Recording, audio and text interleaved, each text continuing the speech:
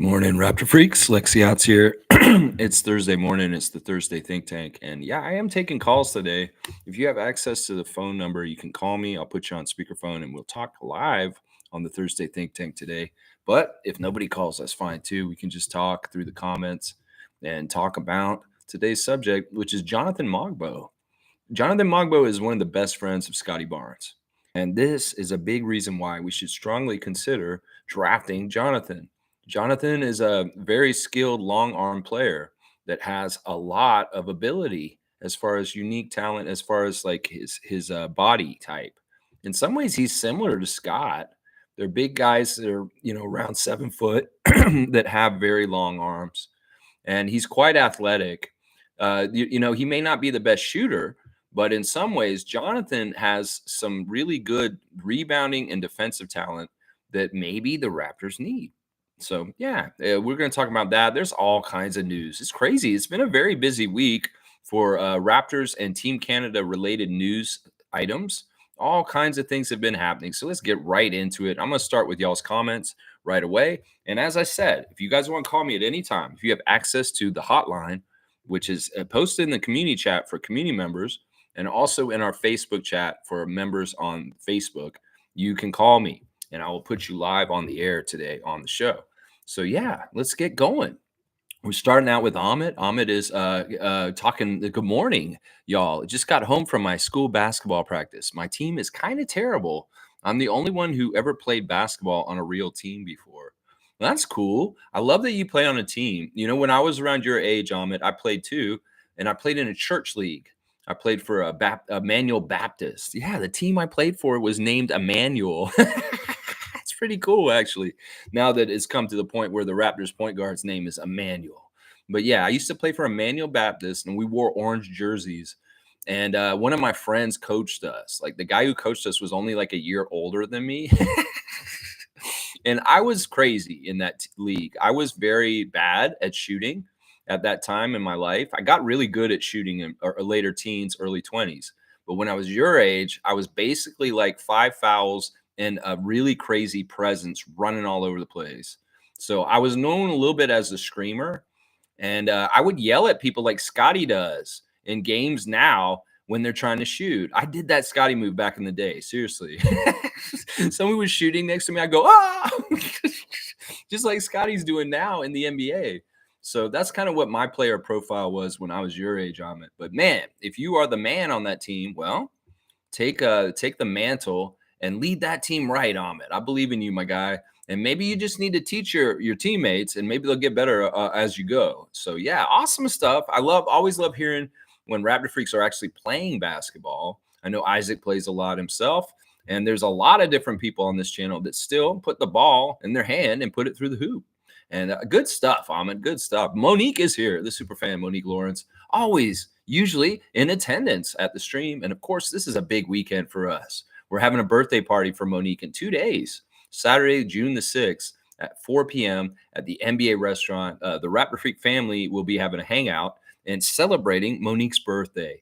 So I hope anybody, even if you're not a regular who speaks in the channel, if you're just somebody who enjoys the channel and knows us, come in and introduce yourself. You could come in blind and not know any of us, and we'd be very happy to meet you if you're able to come down. We're going to be down there from around 4 to 8 p.m. And luckily, I'm so glad that Monique has got arrangements to get down there just in case the TTC decides to strike tomorrow. So she's going to be down there regardless and be getting to the NBA restaurant. And I will too. I will be there too. I may be there a little earlier, but I should be there right at 4, y'all. So don't worry. If you're an early person, I'm very good at being on time. Unless something crazy happens, I will be there at 4 p.m. So yeah, Monique's saying, good morning, Raptor Freak family. Glad we looked up good Thursday Think Tank, Jonathan Mogbo early. Yeah, I mean, really, he came on our radar because of Scotty pushing him like crazy on his social media and talking about how Jonathan's the steal of the draft and a diamond in the rough, somebody that could be very, very good for a team that not enough people are talking about. Now, we know Scott is close friends with him. I don't know if you guys realize this from the Twitch family, but when we used to be on Twitch 2 years ago after Scotty's rookie year, he was Jay Nathan that was in the chat with us. He was the one who was playing on Scotty's 2K team. And he was also the guy he kept calling Jay while we were playing, and he calls him like his brother. He's like my brother. So just so y'all know, Jonathan Mogbo has been in Scotty Barnes' Twitch family all along. And he's been one of the guys who plays with him, just like Lloyd. That's why Scotty's little clique of friends with Lloyd and Jonathan and Patrick and Nick and all them, they're very strong. And that's why Jay Nathan is getting put on blast right now, because he has a chance to make the NBA, and Scotty is going to do all he can to politic to help him. And that's part of it right there, guys. Let's see. Most saying you never know what's up Masai's sleeve, though. Listen, I know Masai loves Scotty. They've said it very publicly on Open Gym. I love you. And Scotty turns around and says, I love you too, Masai.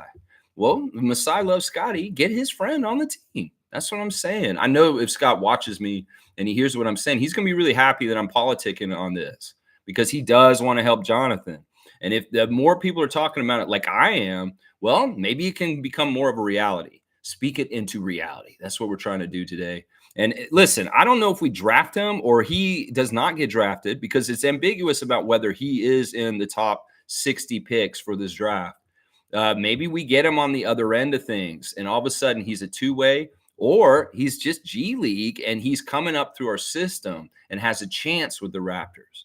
I think either way, if Jonathan's going to be anywhere associated with the NBA next year, Masai and Bobby need to try and get him in the fold, just like they did last year with Marquise Noel. So it could be a couple different paths for him. Obviously, he's not going to get picked at 19, but there is a slight possibility he could be picked at 31, if not straight up coming in like Ron Harper Jr. and Marquise Noel after the draft as an undrafted add-on by Masai and Bobby. I'll bet you if Jonathan has his choice, just like Justin Champagnie, just like Ron Harper Jr., just like Marquise Noel, well, Masai and Bobby come to him with a little contract. He'd be like, yeah, I want to come and be in the organization that my good friend Scott Wayne Barnes is a part of. So that's the way I look at it right now. The lay of the land with Jonathan's interesting, and maybe we're getting a little ahead of ourselves. I don't think he's a first-round pick for sure, but he could be picked in the second round. I don't know. I don't know what the buzz is around the league as far as his draft stock. I know that we value him, though, and it's partly because of our guy, our all-star, Scotty Barnes. Yeah, it's really cool. Amit's saying, never seen this dude play, but in the WCC, which has some good teams, he was really good stats-wise. 14, 10, and 4 a night with a block and 2 steals. 62% from the field is also pretty good. No threes, though. Yeah. I mean, in some ways, I want to replace size on our team. Without Jakob and Scotty out there, we were such a miserably small team. So if Masai and Bobby only get centers or power forwards around this draft, I would be fine with it. Because honestly, even though this draft is weak and it doesn't seem that good, this draft does have a lot of very skilled, tall players. You can go talk about Clintman. You can talk about Missy. You can talk about Ware. You can talk about Edie. You can talk about, there's a lot of good size in this draft to me. In some ways, the size in this draft is way more attractive than the guards that are running around and people are talking about, like Reed Shepherd and Dillingham and stuff like that. So in some ways, it's good that this weak-ass draft, in some ways, it seems like its strength is some long-armed, great rebounding and defensive players, which is exactly what the Raptors need more of on their team. Once again, Masai, if you do listen to my channel, we've got to get depth at the 5 going forward. No more of this small ball crap. No more of this positionless where we're all kind of 4s and 3s and wings. No, we need to have legit centers. And I like a three-person depth chart just for insurance, just in case somebody gets hurt. Now, I could be that this is the way they've utilized problems with their depth to lose in some ways, not totally purposefully, but to handicap them from being able to win. Is sometimes not having a backup center for Jakob Poeltl makes it real easy to get a lot of L's if that's what you're trying to collect at the time. In some ways, the way that they handled things after Serge and Mark left without really kind of filling that void for a while was kind of how we got Scotty Barnes. So I can understand short stacking yourself at center if you have kind of an intention to not totally win as much because you want a better draft position. But that's Josh Loserberg kind of strategy, and I'm not with it. That's why I want to solidify the 5 for the Raptors in the years to come. So yeah, let's see what's up. Amit's saying watching his highlights right now. Wow, his vision is great. I see him as a Draymond skill type with no shooting and a lot more athleticism. But highlights only show the good parts of his game. He don't throw punches though. Laugh out loud. He's very aggressive, very physical, and kind of dominant. In some ways, he has a Shaq-esque kind of presence. That he's got some weight to throw around and some muscle, and he's not afraid to do it. Like Amit's saying, that's one of the things I like about him. And those long arms are very strong. These aren't Chris Boucher spaghetti arms. This guy's got big, strong arms, just like Scotty does. And I'm telling you, if they already have a connection and they've been playing together in real life for a while, well, that's already an added on synergy where, Scotty may know Jonathan really well and vice versa. So, some very intriguing things about Mogbo and him possibly being involved with the Raptors in the years to come. Yeah. Most saying, I just hope fans stay positive on draft night and don't get down whoever we pick. Yeah, it's weird how the historic history of Raptors draft picks is boo. It all started in the beginning with Damon Stoudemire over Ed O'Bannon. And that was such the wrong pick. Look at what Ed O'Bannon did, y'all, afterwards. Y'all thought that UCLA guy was going to be so good. Well, Damon Stoudemire was the rookie of the year at the end of the year. So once again, we don't live on the moon. People that watch basketball, you have no idea what the insiders in the NBA see, what it means to be a GM in this league, and how hard that job is. It's real easy to do trade machine and mock simulator drafts, but you fucks don't know anything about living on the moon and what it takes to breathe and live on that gravity up there. And that's what I try to tell people. People got upset when we drafted Siakam. Ridiculous, you idiots. In fact, when I heard Siakam's name, I was like, I've never heard this name before. This name sounds crazy, but I'm intrigued. I didn't have the gut reaction to say, this is an idiotic pick. Who the hell is this guy? Like some people did. I trust in Masai like that. That's what I'm saying. Same thing with OG. A lot of the things when OG got drafted was because he was hurt in his last little bit at Indiana. There was a lot of people shying away from him. That's why he fell so far in the first round. He could have been a top 10 pick in the draft. It's just that his injuries scared a lot of people off. Well, Masai and Bobby did their work. They decided this guy's going to be healthy. He's strong. He's going to be fine. And they were right. So once again, Raptors fans, don't overreact to what they do. Let's just be intrigued like I was about Siakam, and let's see what happens. Because in some ways we do have a bad problem in this. That's right. You're exactly right, Monique. Sometimes the fans overreact in dumb ways. And we know the peanut gallery, some of the idiots, he shall not be named, will probably be critical and say some dumbass shit no matter what they do. But I trust in them, and I want to see what they do. It's going to be fun. Let's see. Amit's saying, hopefully this year, though, we don't draft a new guy that has injury and health issues like Koloko. It wasn't his fault or nothing, just the way stuff turns out. Yeah. And that's what Masai was kind of trying to say in that press conference at the end of the year. If I've made mistakes, well, I'll own up to them. And he named 3 mistakes. Koloko, Flynn, and Cabaco. That these were the 3 people he kind of picked and anointed that he thought would be really coming up and doing good things, and they just didn't. Bruno Cabaco kind of like showed up late, and he kind of did start doing stuff then, but it was not what we thought and what he would have done. But, guys that came to the Raptors after Bruno kind of followed the path that Bruno was supposed to. And then Malachi's just frustrating as hell. He deserves to be on that prison team, the Detroit Pistons, whatever. Yeah, it's too bad that Malachi's pro-am skills couldn't translate to the real NBA, except for on one given day last year for the Detroit Pistons when he dropped 50. And then Koloko completely out of his hands. How is he supposed to know that a blood clot issue would derail his career before his second season even started? And, you got to give him a mulligan on that one. You got to kind of give him an exception and say, Masai can't be perfect. And sometimes there's extraneous circumstances that mess things up, like Koloko's situation. Yeah, I'm with you on this. And it could be just like with everything that happens, they learn on the job, Amit. And it could be that they go a little more extensive on certain medical reports and investigating draft picks to understand possibilities for proclivities of things happening like what happened with Christian Koloko. The other thing they're probably looking into with people is this person gambling? Is this person in sports betting? Is this person doing stupid stuff just because of redacted and his stupid ass story this season too? So there may be a little bit more interesting things that they do to suss out the draft picks and the prospects for this year that's different because of lessons learned this last year. Yeah. Let's see. Monique saying, good seeing Darko talking to the Hoop Queens women's basketball team yesterday, and way to go, Lou Dort, with the basketball courts in Montreal North. Great stuff, Monique. Once again, you are my cue cards, and I appreciate you putting subjects in front of me for me to talk about that I sometimes don't have ready in my tabs. I have like 12 tabs in front of me that I'm gonna flip around and look at stuff. And she has two things that I do not have on tabs right now that I wanted to talk about. All right, first of all, Darko going in and speaking to young female basketball players and talking to them about coaching and doing a coach's workshop with them.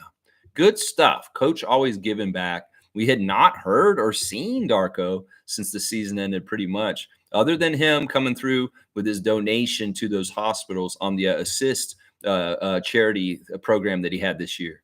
But now we see Darko show up and doing some community work for women's basketball. And I love that. That's fantastic. And what he was saying is always awesome. He's very inspirational. And man, that dude is good. He's a great coach. And I know a lot of people some people really don't believe in him yet. But y'all are going to come around. Watch. You're going to come around and you're going to be like, yeah, this guy is actually good. Why don't I trust Masai and Raptors Freak? They said this all along.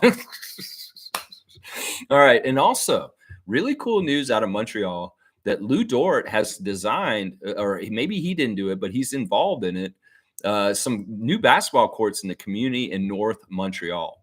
There's courts in Toronto that have been getting redone in different places in different parts of communities in the greater Toronto area. And they've been beautiful. There's all these beautiful basketball courts springing up all over the place in Canada. That one that Siakam did in Kensington, in Augusta, beautiful, beautiful court now. And they're going to do a few in Montreal now. And one of them has to do with Lou Dort.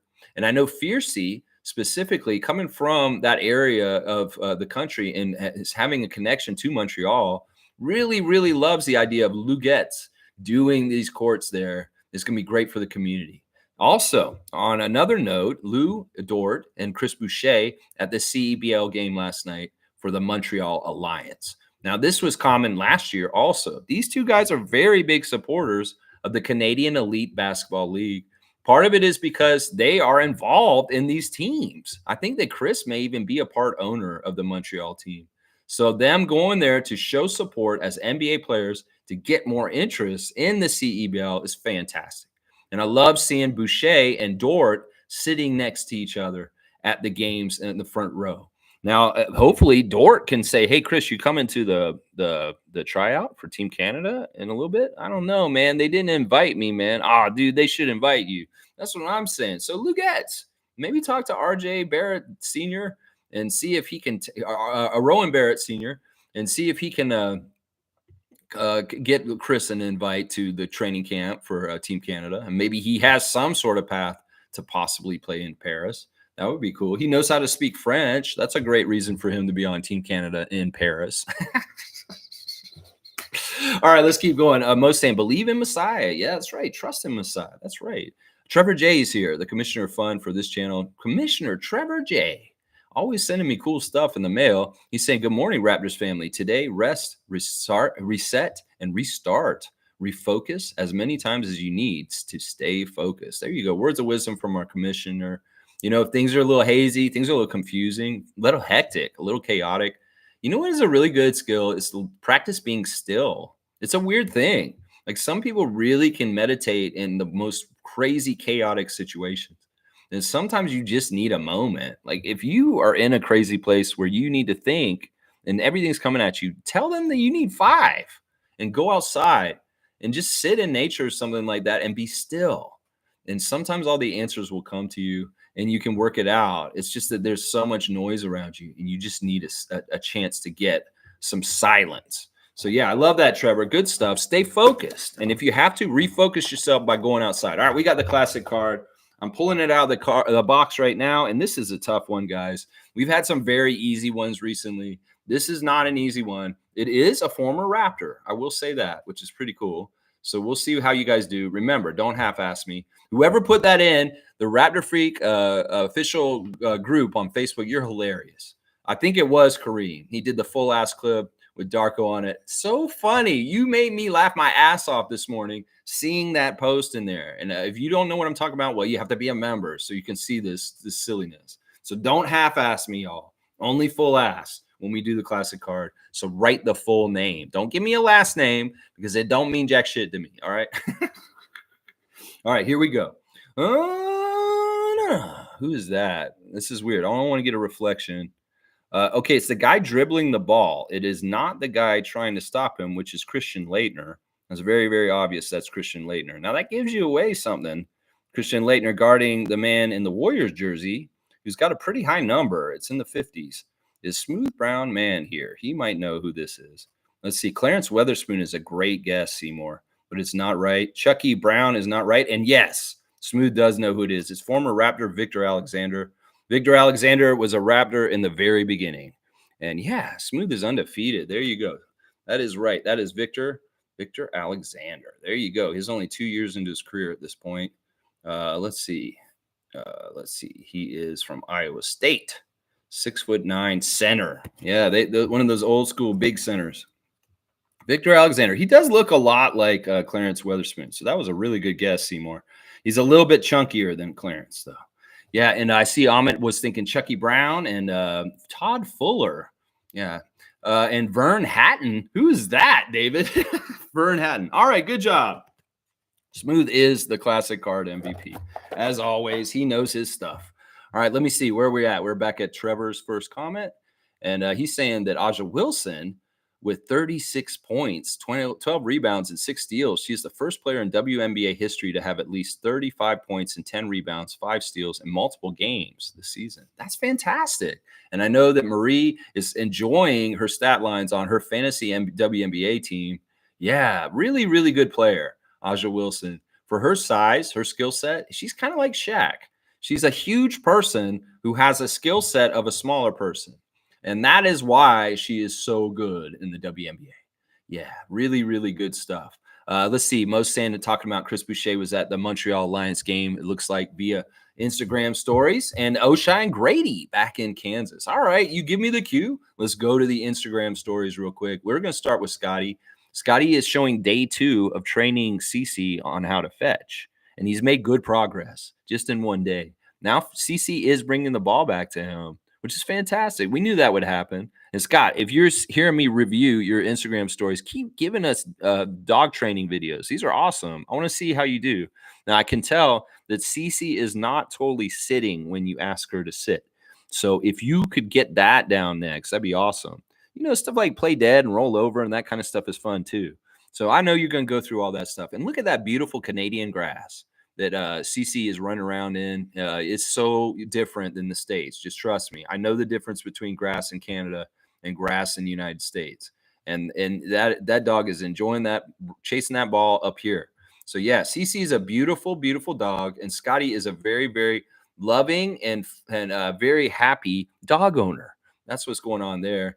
Yeah, such a beautiful dog CC is. Okay, Scotty's also out driving around last night, and he took a picture of his friend Patrick through the window of the car. Patrick is an entrepreneur here in the GTA, and he runs different clubs. And he ran a club that Drake likes to hang out in called Regulars. And Scotty has become best friends with Patrick. Patrick is a businessman, and he has a very strong, sharp business mind. And he's one of Scotty's guys in his circle. So very interesting. This is a friend that Scott made here. This is not a friend from before. Mr. New York City is training hard. And I love the quote on Mr. New York City's stuff right now. Marquise Noel is saying the only thing you can control is how hard you work. And that's right. He can't control what's going to happen with his playing career to an extent. But if he works as hard as he can, that he can control, it will help him have a better chance to have good things happen in success in his playing career. So you go, Marquise Noel. You keep working hard this summer, and we'll see the results when you come back for next season. I really, really do believe in you. He's also putting on blast Angel Reese, being proud of her teammate for getting into the 3-on-3 league for the Team USA. So yeah, that's pretty cool. He's proud of Angel Reese for being proud of her teammate. Let's see who else we got. There's Slim Duck at the CBL game getting interviewed.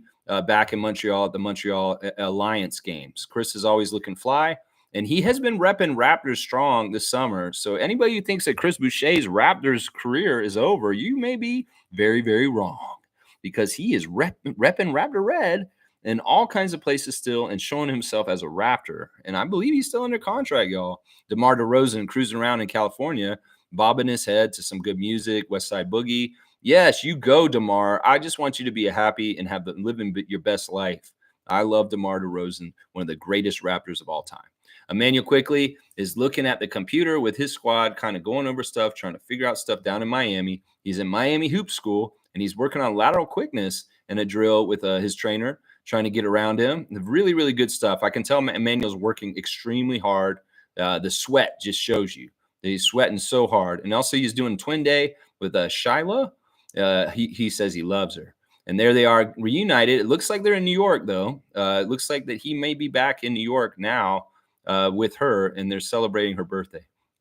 Next one, we got Grady with Oshai back in KU. Yeah, it's funny. Oshai's wearing straight up Raptors gear, and Grady's got a big smile. And it's cool. It's cool that things have come full circle for these two Jayhawks, that they're teammates, and that their connection from the 2 separate years at Kansas. Oshai winning the national championship, Grady coming in and being a very, very popular Kansas player. And now they're both playing together. And you got to wonder how many people in Kansas are Raptors fans all of a sudden just because Abaji and Dick play for our team. And I love it. I love it. Kansas fans, if you find me and you want to watch because you want to know what's going on with your Jayhawks, yeah, this is a great station to watch to keep up to date with what's going on with the team. So, yeah, if you're becoming a Raptors fan because your guys are on our team, well, welcome. We love to have you. Miles Burns did something really interesting yesterday. He put up, I want y'all, I just know y'all are going to be one, but I'm curious. So is whatever. He's like posting a bunch of things where he's asking questions to fans, and they're giving him the real deets on what they think about certain subjects, like how he comes off as a person, what they think of him. Some of them are talking about how they met him once and how cool he was. It's really interesting to see the interaction between Raptors 905 rookie Miles Burns from last year and the fans on Instagram stories. Some really real talk there. I won't go through it specifically, but if you're interested in seeing it, go follow Miles. It's Miles Burns J3 on Instagram. And Raptors Men is putting on the KU guys together also on their Instagram stories. Thad Young also posted another one about who he thought the best players he played with were, and he said KD, Booker, and Bradley are 3, and AI also. And he also mentions Lou Will, former Raptor Lou Will. So that's interesting. And let's see, is that it? I think that's it for the Instagram stories today, guys. Yeah, Scotty's continuing to train CC, and it's going well.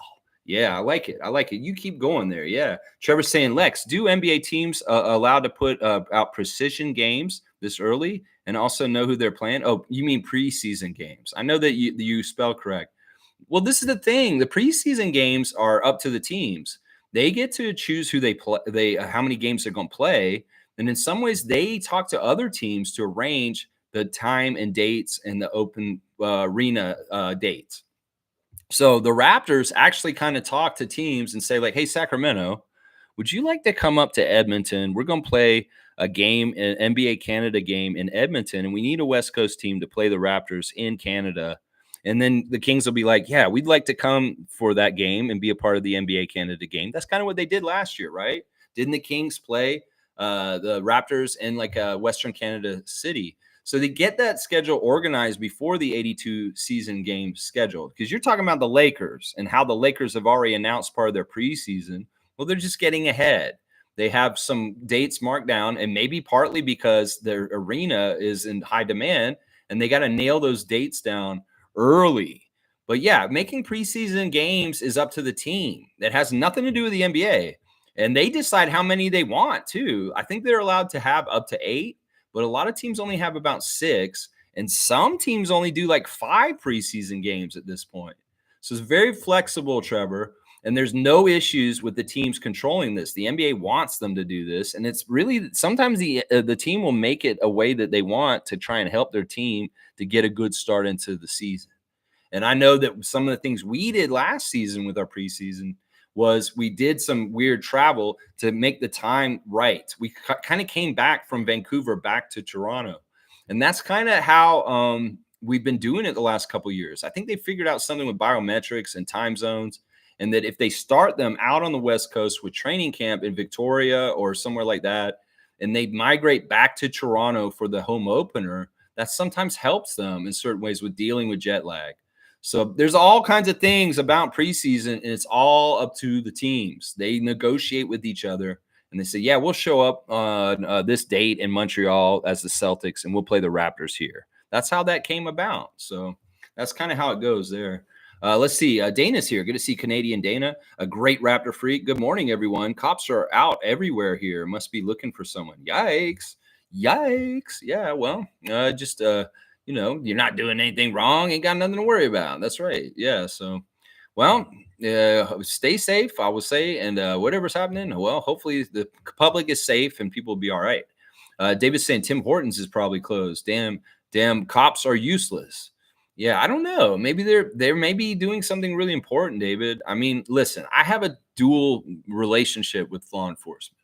Law enforcement has been very abusive and wrong in a lot of ways in the world, but they've also served and protect in certain cases. And I have to always remember, I wouldn't even be here if it wasn't for a police officer.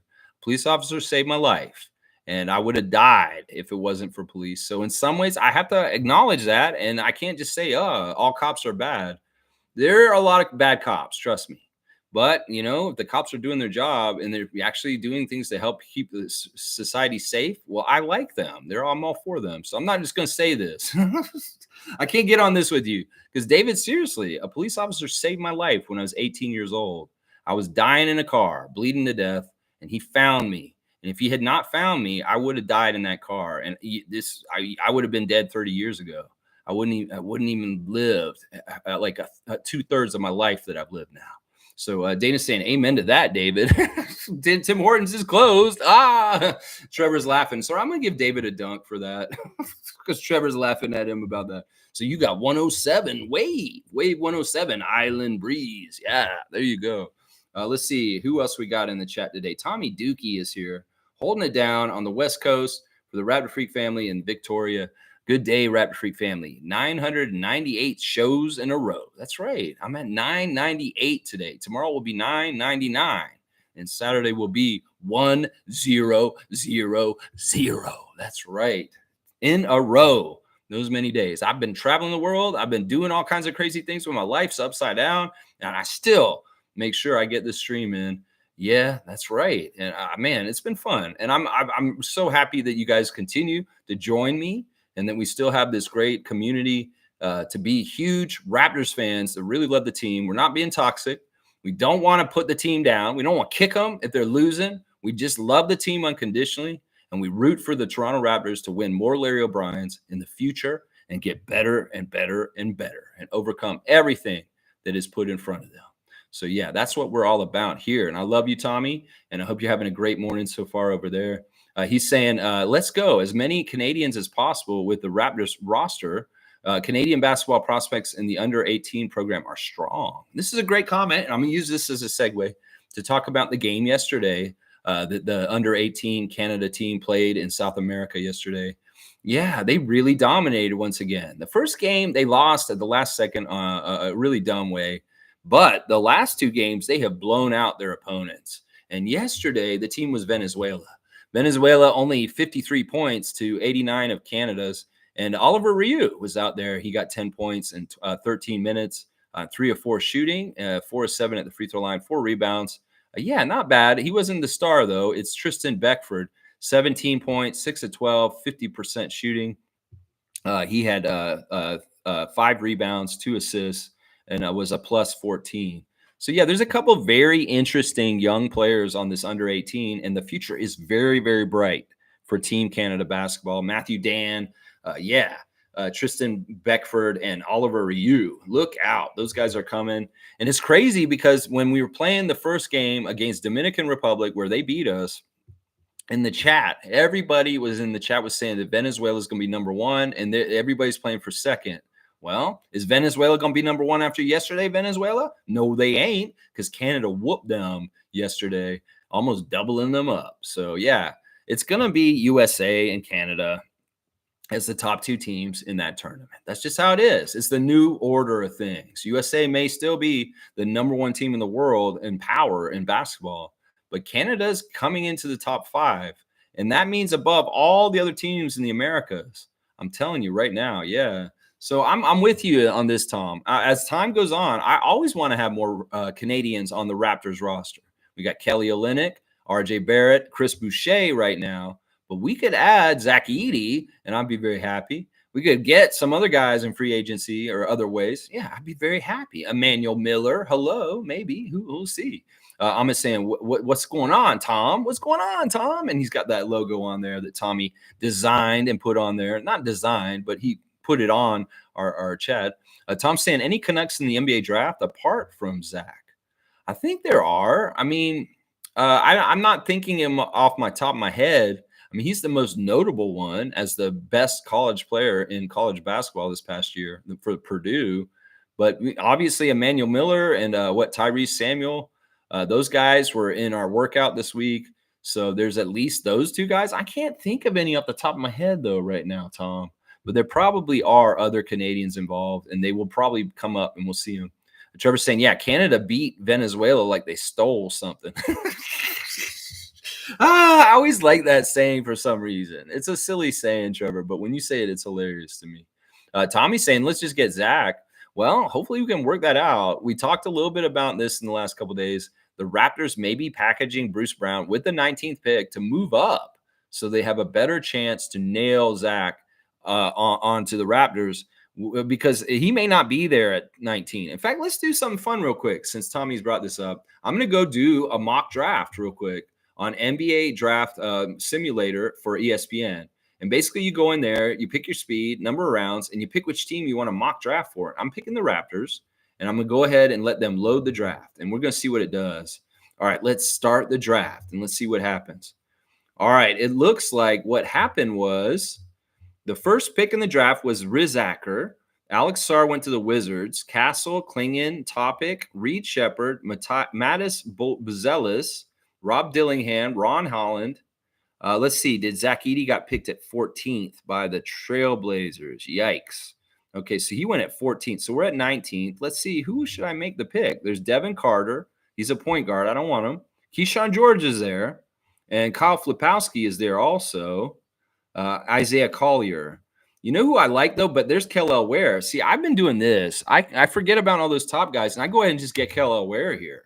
So I'll draft Kel'el Ware because I sincerely do actually like him the best out of everybody that's available at that time. I think he's the best player at that point.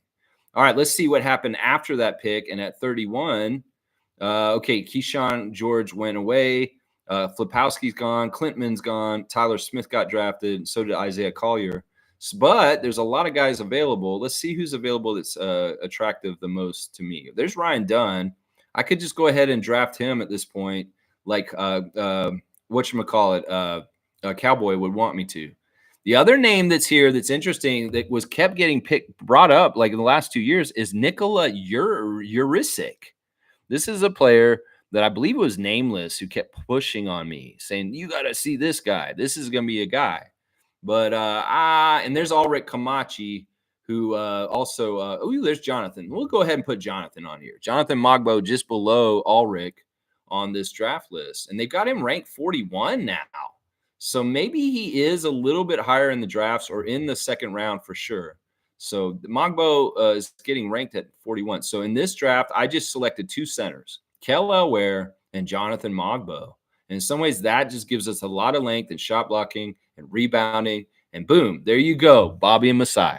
That's what you do. Go get Ware and Mogbo at 19 and 31. And some people say, you're crazy. No, listen, Kel'el Ware is a replacement for Christian Coloco. He may be even better a prospect than Christian.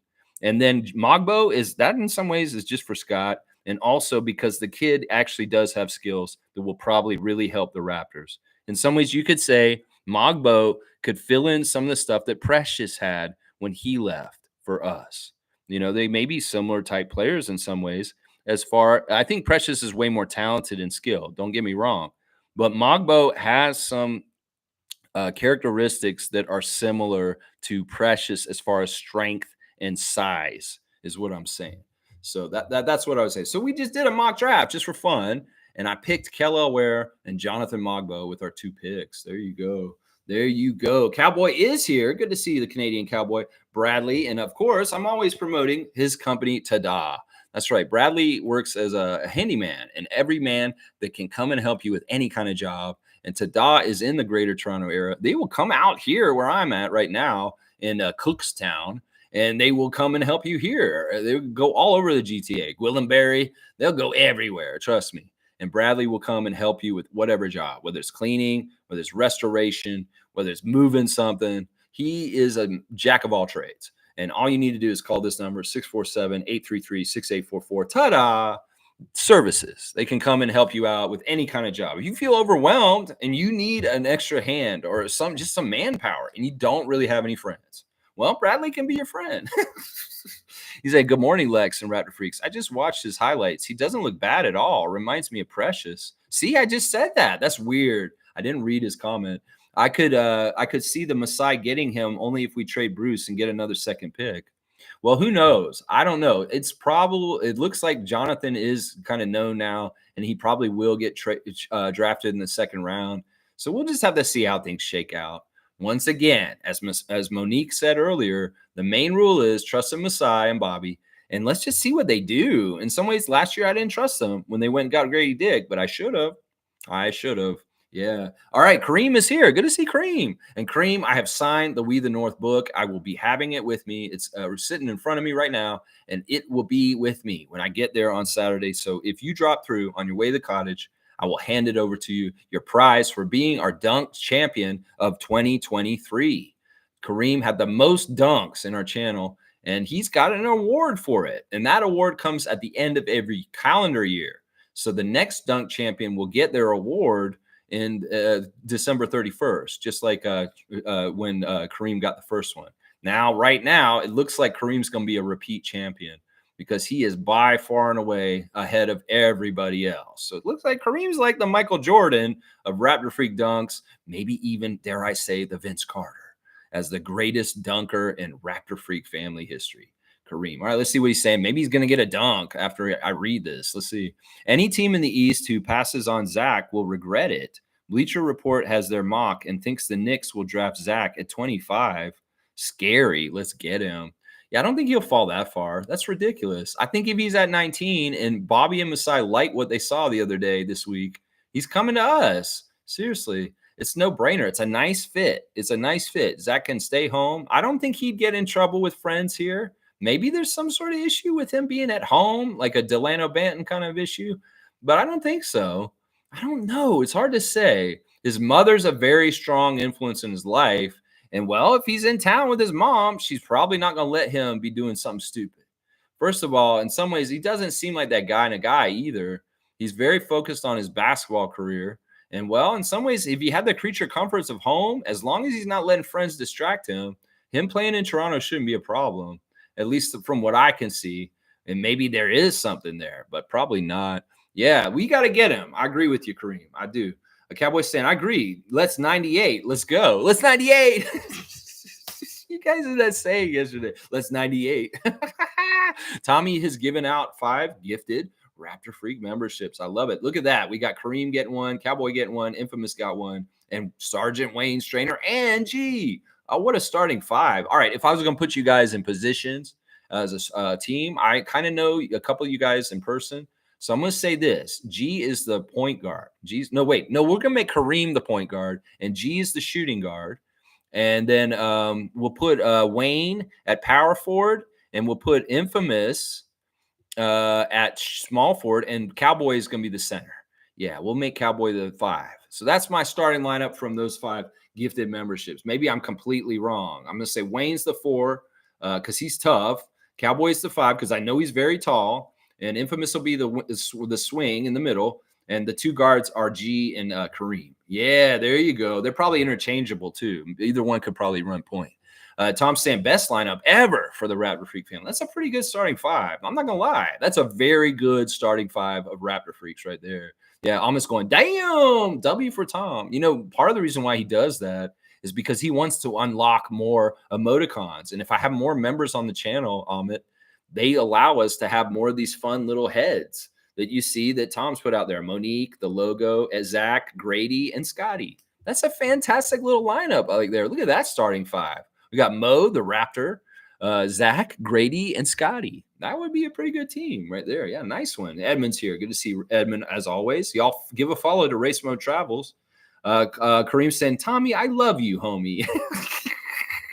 Yeah, Tommy's a pretty awesome guy. It was so awesome we all got to meet him when he came to Toronto. Cowboy saying, Tom Dukes, thank you, brother. You're the effing man. Let's go Raptors. And he's got the whole squad on there. He's got Yak, he's got Grady, he's got RJ, he's got Scotty, he's got Emmanuel, he's got Zach, he's got two Kellys just for fun. And there's Masai, Darko, myself, Monique, and the Raptor. Yeah, that's the whole lineup of the emoticons. And well, speaking of Jakob, let's talk about something with him real quick since you brought him up. Jakob has posted a picture on his Facebook profile on of him with Raptors coaches in Vienna. And he's saying this, like every year, the coaches of the Raptors paid me a visit this year, and we are training with me in Vienna. Together with my athletic coaches from Vienna, they provide a strong summer program. I love that. So it looks like Mike the Bulldozer Batiste is there as the big man coach for the Raptors. So working on big man stuff with Jakob. It also looks like I see that one coach, I think it's the strength coach, John Lee, is in the picture also. And the other guy on the right end, I don't know who the other two guys are exactly. One of them looks kind of like one of the Raptors assistant coaches. But no, the other two guys could be his Vienna coaches, his strength coaches. But it's good to see the Raptors' investment in our players and sending people internationally. And I'm sure Mike Batiste doesn't mind going to Europe. He spent a lot of time in Europe as a player. And hey, a vacation to Vienna, Austria. Hello, sign me up, and I'll come and work out Jakob Poeltl. So yeah, that's a really cool picture. Check it out. I posted in the Raptor Freak member group, and you can find it on Jakob's Facebook profile page if you want to look at it yourself. Yeah. Way to go, Tom. That's right, Mo. You're going to get one too. Mo's going to get another membership back at some point. We know she should be green all the time too. All right, let's see. Amit's saying, I wish you could choose who you want to gift for, like on Twitch. You can choose on Twitch. I never thought you could choose on Twitch. I thought that it just did it randomly on there too. Well, it is what it is. People that are here regularly, well, you have a better chance. That's for sure. Tommy's saying, yeah, it should be all about you, birthday girl. That's right. That's right. She'll get a membership. She always usually has a membership. Tom's saying birthday week, right? Yeah, her birthday is Monday, actually, guys. Her birthday is on the 10th. So Monique's birthday is the 10th, but we're going to celebrate from 4 to 8 at the NBA restaurant, Queen's Quay, downtown Toronto, this Saturday on the 8th. So I will be there. I've got a really crazy box full of Raptor stuff that I'm bringing down there. And Mo, I found a very special gift for you that is from my vault. It is something that I've unearthed recently in moving that I did not realize I had. And I think it's valuable, and I'm going to give it to you. And it's partly because of this summer and what's coming up right now. It's a very special gift. I think you'll be very delighted to see it. And like I said, it's something from my past that I've had for a very long time. So you're going to get some vintage stuff on Saturday from this guy. And I'm going to show you exactly what it is on Saturday when I show up. It's going to be awesome. All right, let's see. Tommy's got the shooting star, and Fiercey's here. Good morning, fam, and happy Thursday. If Scotty vouches for Jonathan, we should definitely explore, in my opinion. Yeah, I know they are. I mean, I'm sure that Masai's probably met Jonathan a few times just because he's been around hanging out with Scott here. I mean, who knows? Maybe Mogbo was on their radar without Scott involved. But yeah, I think it's, Scotty's saying, this guy's actually really good and nobody's giving him as much shine. That's part of why he's putting him on blast, because he feels like he deserves more attention around this whole draft class. And I'm with you, Fiercey. I completely agree. If Scotty endorses him, I'm going to trust Scotty just like I trust Masai. That's right. Cowboys got Monique on blast like crazy. Let's go, Geminis. All right, Gemini team. So many Geminis around me. Oh, my gosh. Somebody's saying Lakers closing in on Dan Hurley as their next head coach. Lakers Nation is going crazy, man. It was so weird because it seemed like LeBron's podcast partner was going to be the next Lakers coach. But, there's some ambiguity about whether LeBron's even going to be a Laker next year, guys. I don't think he will be, honestly. I think he's going to go through with what he said about Bronny. And if the Suns or any other team takes him, he may be going on a free agency contract to go to another team. So the Lakers shouldn't be making their coaching decision based on anything to do with LeBron, because LeBron's a free agent and may not even be a Laker next year, y'all, just so y'all know. So the idea of them getting JJ Redick as a coach, it sounded fun, but in some ways it was just as much as a joke as us interviewing him last year for our position. So yeah, not really. Go get the best head coach in college basketball. And that's what the Lakers are trying to do. They're going to try and overpay this guy and lure him away from the college game to come in there. Now, this is the thing. In some ways, if I was Hurley, I'd try to be smart about this. Of course, the Hurley family is very storied in college basketball history, more so than NBA history. Bobby Hurley did play in the NBA for a while for Sacramento Kings before injuries took his career away from him. And of course, the father, he really was a good coach too. So the Hurley family has a lot of connections to college basketball. And in some ways, as we all know, college basketball coaches don't always translate to the NBA and the way the prima donnas and egos of the NBA operate when they are not the person in charge.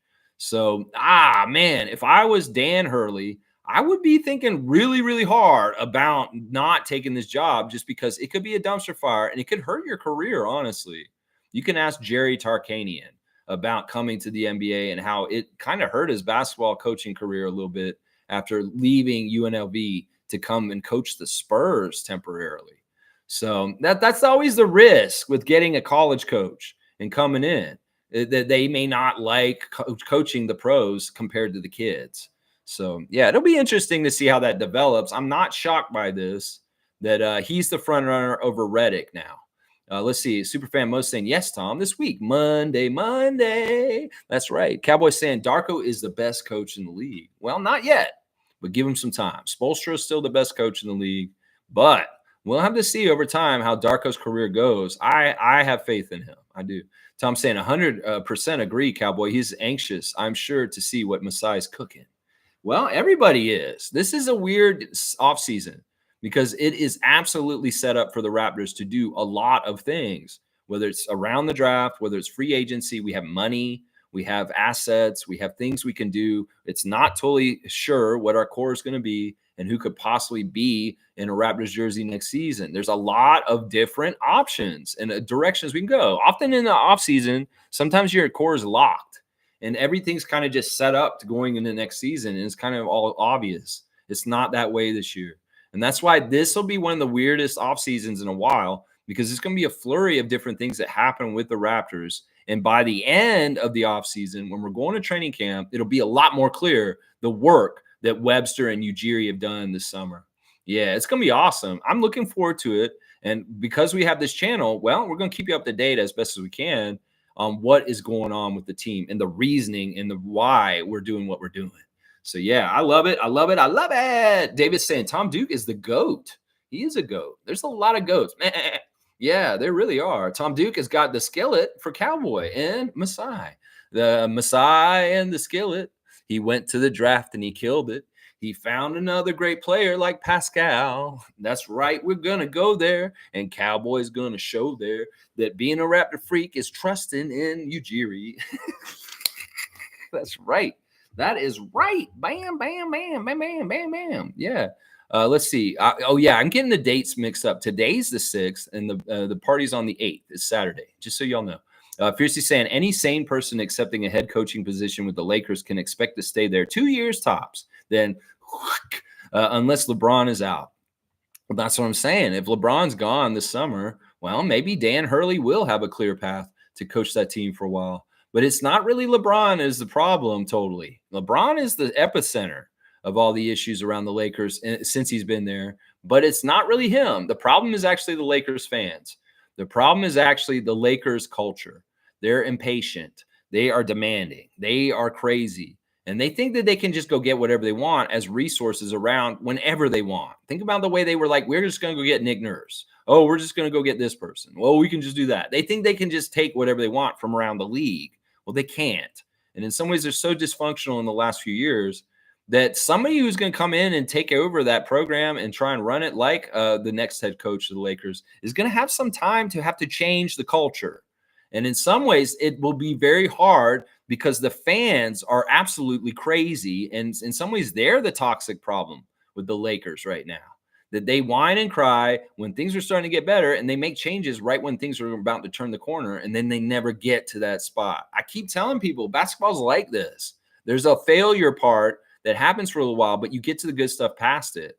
But if you have no patience as a GM, as a fan, then you will never get there because you will make the change before the good stuff comes. And that's the way it is in life too. Sometimes you go through a hardship and trying to do something in some process, and it's too hard, and you throw your hands up, but you were just about to make the breakthrough and get the eureka and get on the other side of it, but you gave up before it happened. So that's what I'm trying to say. People need to have more patience in today's culture in this world. Everything's so DoorDash and right here, right now. And in some ways, to build anything worthwhile and good, you have to have patience. And that's why Masai Ujiri has said we need to have patience, and we should. And Lakers fans have no patience. And that is why their team is all fucked up. I'm going to tell you that right now. No patience whatsoever. James is saying Jonathan Mogbo is a good defender. Wouldn't mind this pick. Yeah, I wouldn't mind it at all. A good, sizable guy who's going to get rebounds, and he'll be a presence. As far as you better think twice if you're coming towards him at the basket.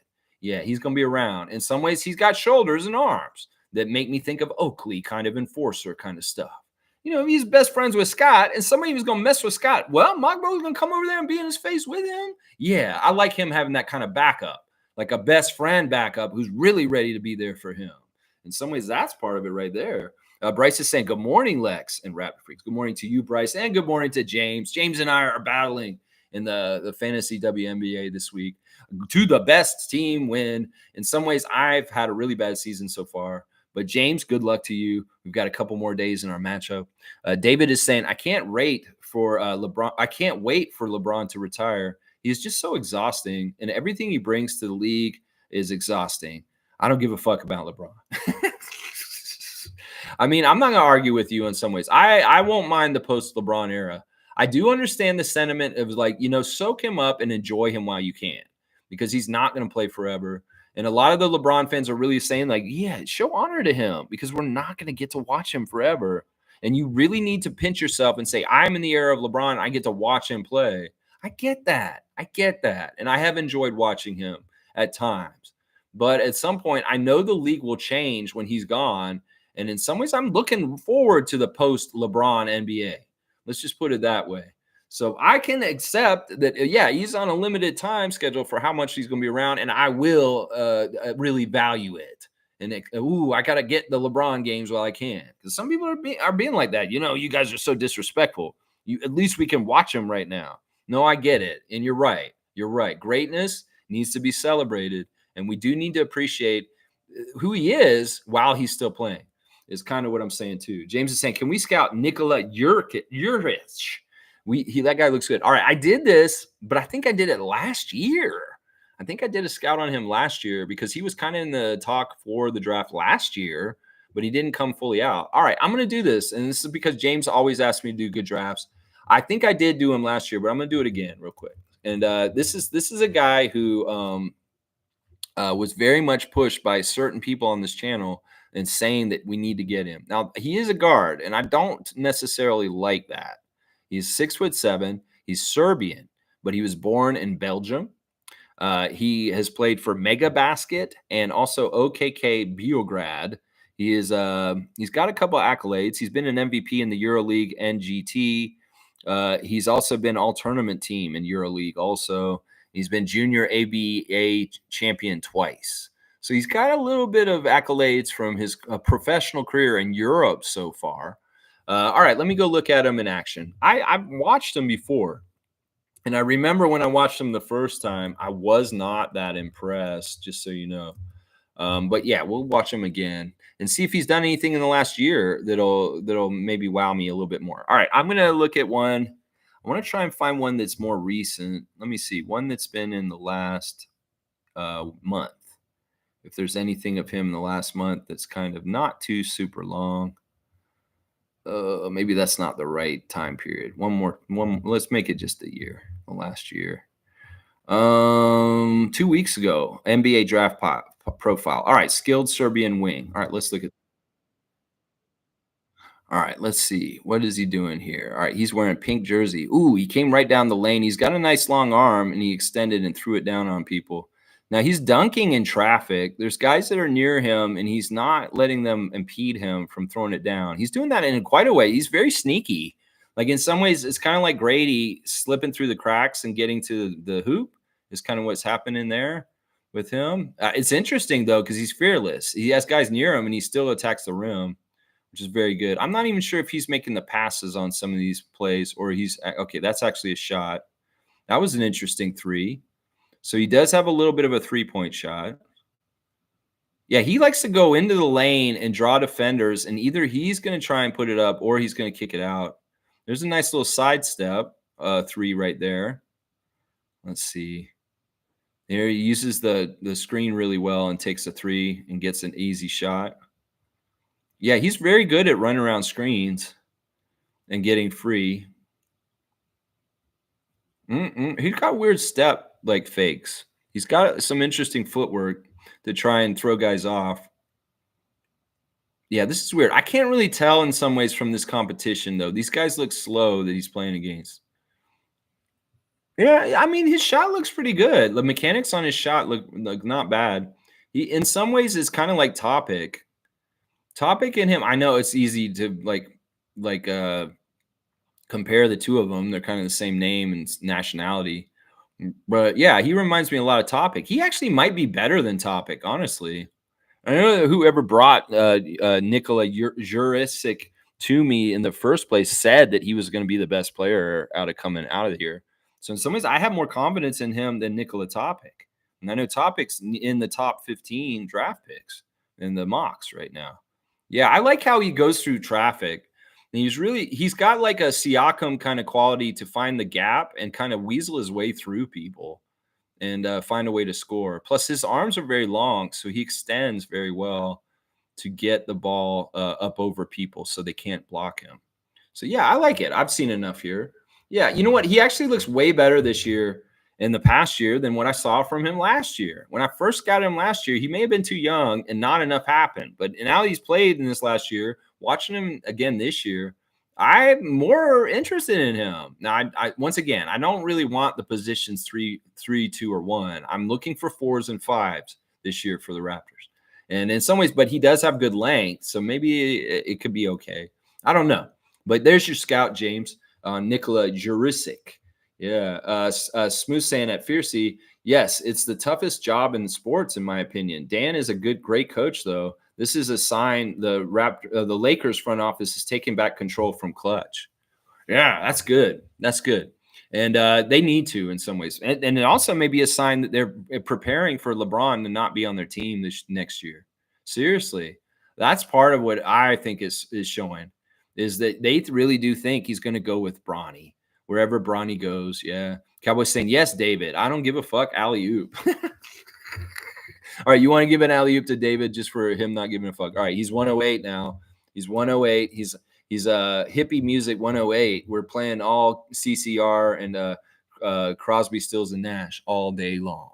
Hippie 108. Yeah, Hippie 108. If they ever named a radio station Hippie 108, that'd be weird. All right, let's see. Randolph's here. Good to see Randolph Phillips, the great Randolph. Blessings, beloved Raptor Freaks, most informative gang. Please understand that the challenges you face will reveal your true character and make you stronger. Live! This is kind of like what Trevor said earlier. It's like, look, if there are hardships and stuff like that, refocus is what Trevor's saying. And he's saying, look, the hardships are going to make you stronger. What doesn't kill you makes you stronger. And that's what Randolph Phillips is telling us today. So go through the fire and be a better person for it.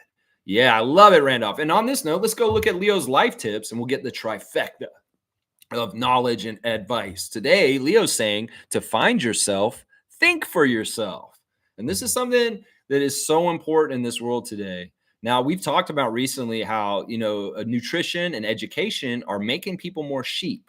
Poor nutrition and not funding good education makes dumber people and they're easier to control. Well, part of the problem with that is some people are just going in the cult of personality of MAGA and Trump and they're letting him think for them and do all the thinking. Whatever he says goes. Well, you go ahead and be serfs and peasants in King Trump's kingdom. But no, you should think for yourself. Now, listen, I get it. We've called this channel at sometimes the Raptor Freak Cult originally was what it was called, but now it's a Raptor Freak family. And I like that way more. But in some ways, look, I don't want y'all to all just take what I say and just say it's what it is. You need to be able to think for yourself also. I'm here to give information about Raptor subjects and talk about basketball from my perspective. But I'm not out here trying to say that my perspective and my reality is the absolute truth. And that's why, in some ways, it's dangerous when you have people in your life that are trying to make you just see their perspective, and that is all. So please think for yourself, and including with me. And I know that there's a lot that we don't all agree on, and that is what is healthy and important. So I like Leo's life tip about to find yourself, think for yourself. And that's how I became me, is I think for myself and I espouse my opinions on this channel. And that's how the Raptor Freak is the Raptor Freak. So everybody that's watching me right now, you're your own individual person. We may overlap on a lot of stuff, but we should never, ever have exactly the same thoughts on every single thing in the world. That becomes a cult of personality. And then you're all of a sudden in that cult with the 45, cult 45, MAGA bullshit, and just following company lines with Trump. In fact, I saw a weird commercial on TV last night where the candidate was saying that her opponent was bad mouthing Trump. Like, ooh, that's so bad. No, listen, are you appealing to people that just absolutely kiss Trump's ass? That if you say anything bad about Trump, that you're supposed to go against them? Oh my God. What is he, a freaking king? What is this bullshit? Why are y'all treating him like a monarch? And also, I got fact checked by Facebook because I posted a thing in my story saying that he is now a felon. And this is a list of countries that he's not allowed to travel to, including the one I'm sitting in right now. And listen, that's just the damn truth. Should the laws be different for Donald Trump as a felon than my friends that are felons in Florida that can't come to Canada? No, because the law should be blind and justice should be blind. And if he is the same status as other people that are not allowed to come into our great country here in Canada, he should not be allowed to come here. And it's weird. They fact checked me and they said, no, you can't say that he's not allowed to go to all these countries. Well, he's a felon and that's the law. And they're saying no. And then they're threatening me Facebook with giving misinformation. I'm sorry. The rules are if you're a felon, you're not allowed to go to certain countries in the world. And Mexico is even one of them. So as much as he calls other countries shithole countries, he's not even allowed to go to Mexico at this point because he's a felon. And that's just the rules. Are we supposed to change the rules for a monarch, a wannabe monarch that wants to be a dictator? Fuck that shit. Yeah, that's what I say to that. There you go. There you go. Let's 98 this shit. I appreciate the words of wisdom from Trevor J, Randolph Phillips, and Leo Routens. That's right. Please, yes, let's go. Let's go. All right, let's see. Tommy's got the cup. And Cowboy's saying we can't change which way the wind blows, but we can choose which way we sail. I don't know if you can. If the wind is blowing a certain way, it's going to take the sail a certain way. But I mean, if you cut the jib and maybe turn the stern, and maybe you can go against the wind in certain ways if you're an expert salesman. Yeah, I guess you're right, Cowboy. I don't know. I always thought it's like, well, if you're in a sailboat, the wind's going to tell you where you're going to go. But you know how to do the little things, the riggings, and switch it around. Maybe you can go against the wind, like Bob Seger. Yeah, against the wind. We're all running against the wind. David saying, no, not really. You can't go against the wind. No, I think you can, David. It's just hard. You have to be an expert salesman. Yeah, sailor. Yeah, not salesman. Salesman. Yeah, Seymour's laughing at Josh Loserberg. Yeah, if he's going to talk tank, then I'm sorry. Whenever you talk tank, Josh, you are Josh Loserberg because you're endorsing losing on purpose. And only losers say that, Loserberg. That's right. David's saying, so you're kind of stuck going in one of two ways. I don't know anything about sailing, so I cannot give you any expert opinion on this, but it's kind of an interesting philosophical idea that can you? I don't know. Cowboy doesn't give us words of wisdom too often. So it's not that I don't want to encourage it, but it's an interesting idea. I don't know. Cowboy's laughing about it. Dap all around. Seymour's saying Ed was nasty in college, but a no-show come pro. This is the truth sometimes. And this is why people are a little weird about Zach. Zach, they keep saying things in the media like Zach is one of the greatest college players of all time. Well, he is statistically, and the awards and things he done for Purdue is one of the greatest college basketball careers ever. But does that translate? And we know from Ed O'Bannon and his excellence on UCLA and the head of steam he had in the early '90s made everybody in the early Raptors days think that Ed O'Bannon was the right pick over Damon Stoudemire. But it wasn't. And it was because Isaiah, who was in charge at the time, Isaiah Zeke Lord Thomas, he said, I want to go with a little guy just like me. And he saw himself in Damon, and that's why he made that call. And it was the right one. That Arizona point guard was the rookie of the year. So, yeah, it's interesting. Some people are very good college players. Some people are very good NBA players. Some people are very good FIBA players. And sometimes you can't be all of those unless you're really, really good all around. So there's some people are just better in different places. Some people are better 3-on-3 players and the 3-on-3 stuff that's going on now. So it's really kind of what your skill set caters to in the best way.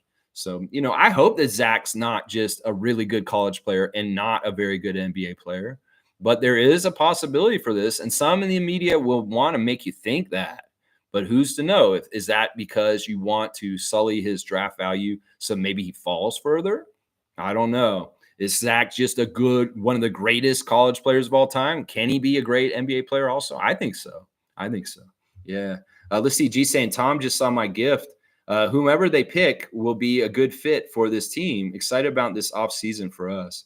Yeah, I am too. I think there's going to be a lot of more activity. And in some ways, it'll help me with my content on here because there'll be more to talk about.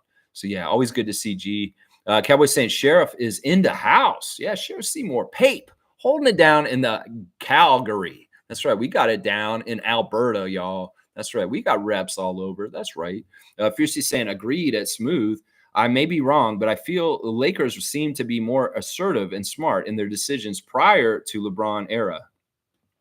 LeBron has very much in the last couple of years been adamant that he is not telling the front office what to do at this point.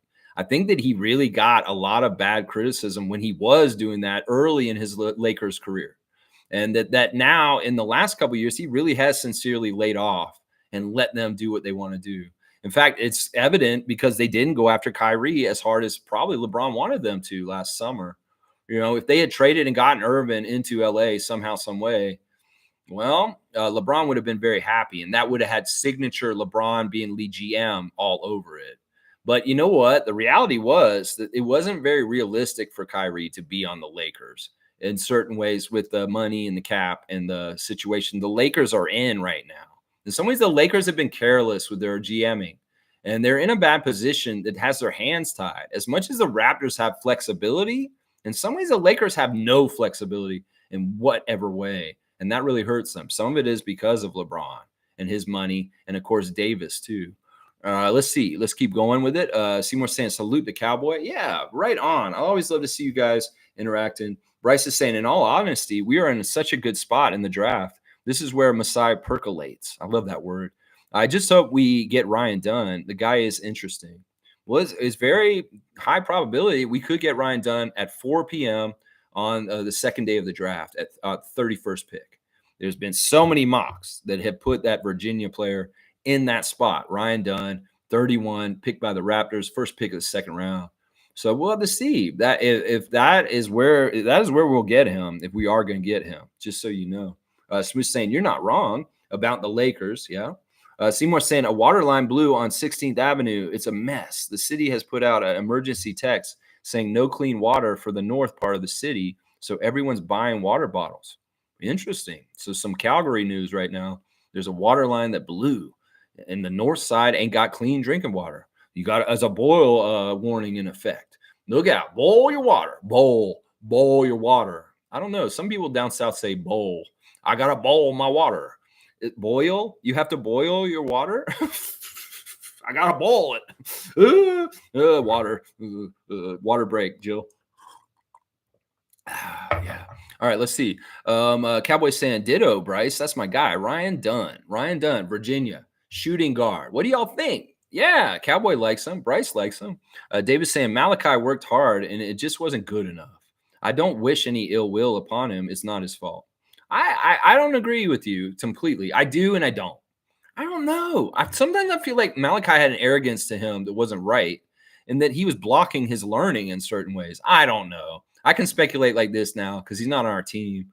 I don't know. Something was wrong there. Something was not clicking. For somebody who's so smart, he's not, obviously, because he had the best teachers he could have had with Kyle and Fred, and nothing went anywhere with that. I don't know what the fuck is wrong with Malachi. I really don't. He should be making his shots when they're open. He's so money, he doesn't. And he did that consistently the whole time he was with the Raptors. Never ever got a consistency to him where we could see him grow in any kind of way, like somebody like Fred VanVleet grew while he was on the Raptors. So it is what it is. I know that you are somebody who stood up for him, and I appreciate that, David. But he frustrated the hell out of me, and I don't have to say anything nice about him anymore because he's not on my team. In some ways, he's not somebody that I really think about anymore. Cool Cat saying, good morning, Rapid Free Crew. Coach Cool Cat in the house. Yeah, Cool Cat. Always good to see you. Good morning to you. Let me see what else I got to talk about today on the chat. Let's see. We are talked about that. We talked about that. Let me see. We talked about that. I did the Instagram stories. I did that. Oh, referees. Let's do the referees for tonight's first game of the NBA Finals. Of course, it is the Mavericks at the Celtics, game one of the NBA Finals for 2024. And our crew chief for tonight's game will be Zach Zarba. Zach Zarba is the crew chief for the game. Josh Tiven is the referee. Courtney Kirkland is the umpire. The alternate is Tyler Ford. And in the replay center will be manned by David Guthrie. There was a really weird clip that was posted by the official NBA referees account on Twitter yesterday with the 12 refs that got selected to referee the NBA Finals.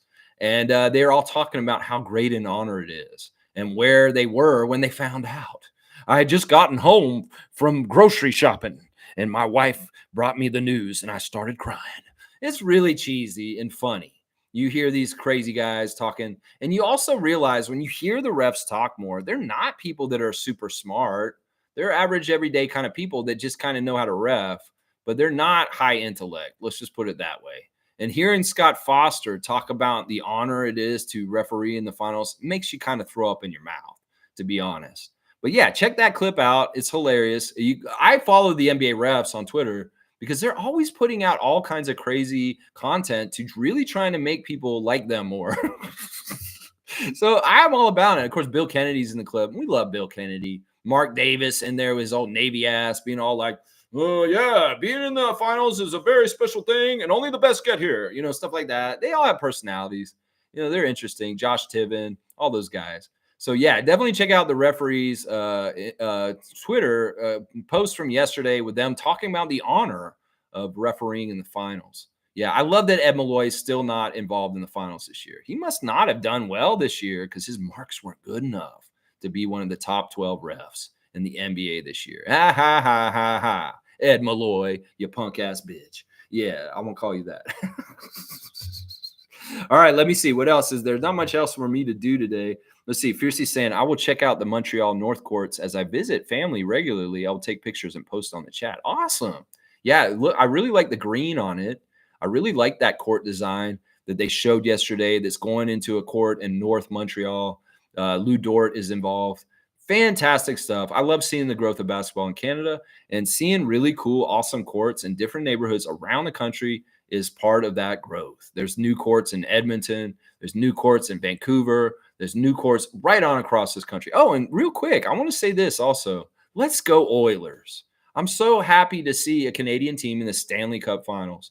On Saturday, the Oilers will start game one against the Florida Panthers in the Stanley Cup Finals, and we are fully behind you, Edmonton.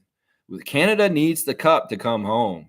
And you know I don't talk about hockey very much on here, but the fact that a Canadian team is in the Stanley Cup Finals, that matters to me because I do really want that cup to come back to the country it has not been in properly in like 30 years. So, yeah, bring it home, Oilers. Do it, McDavid.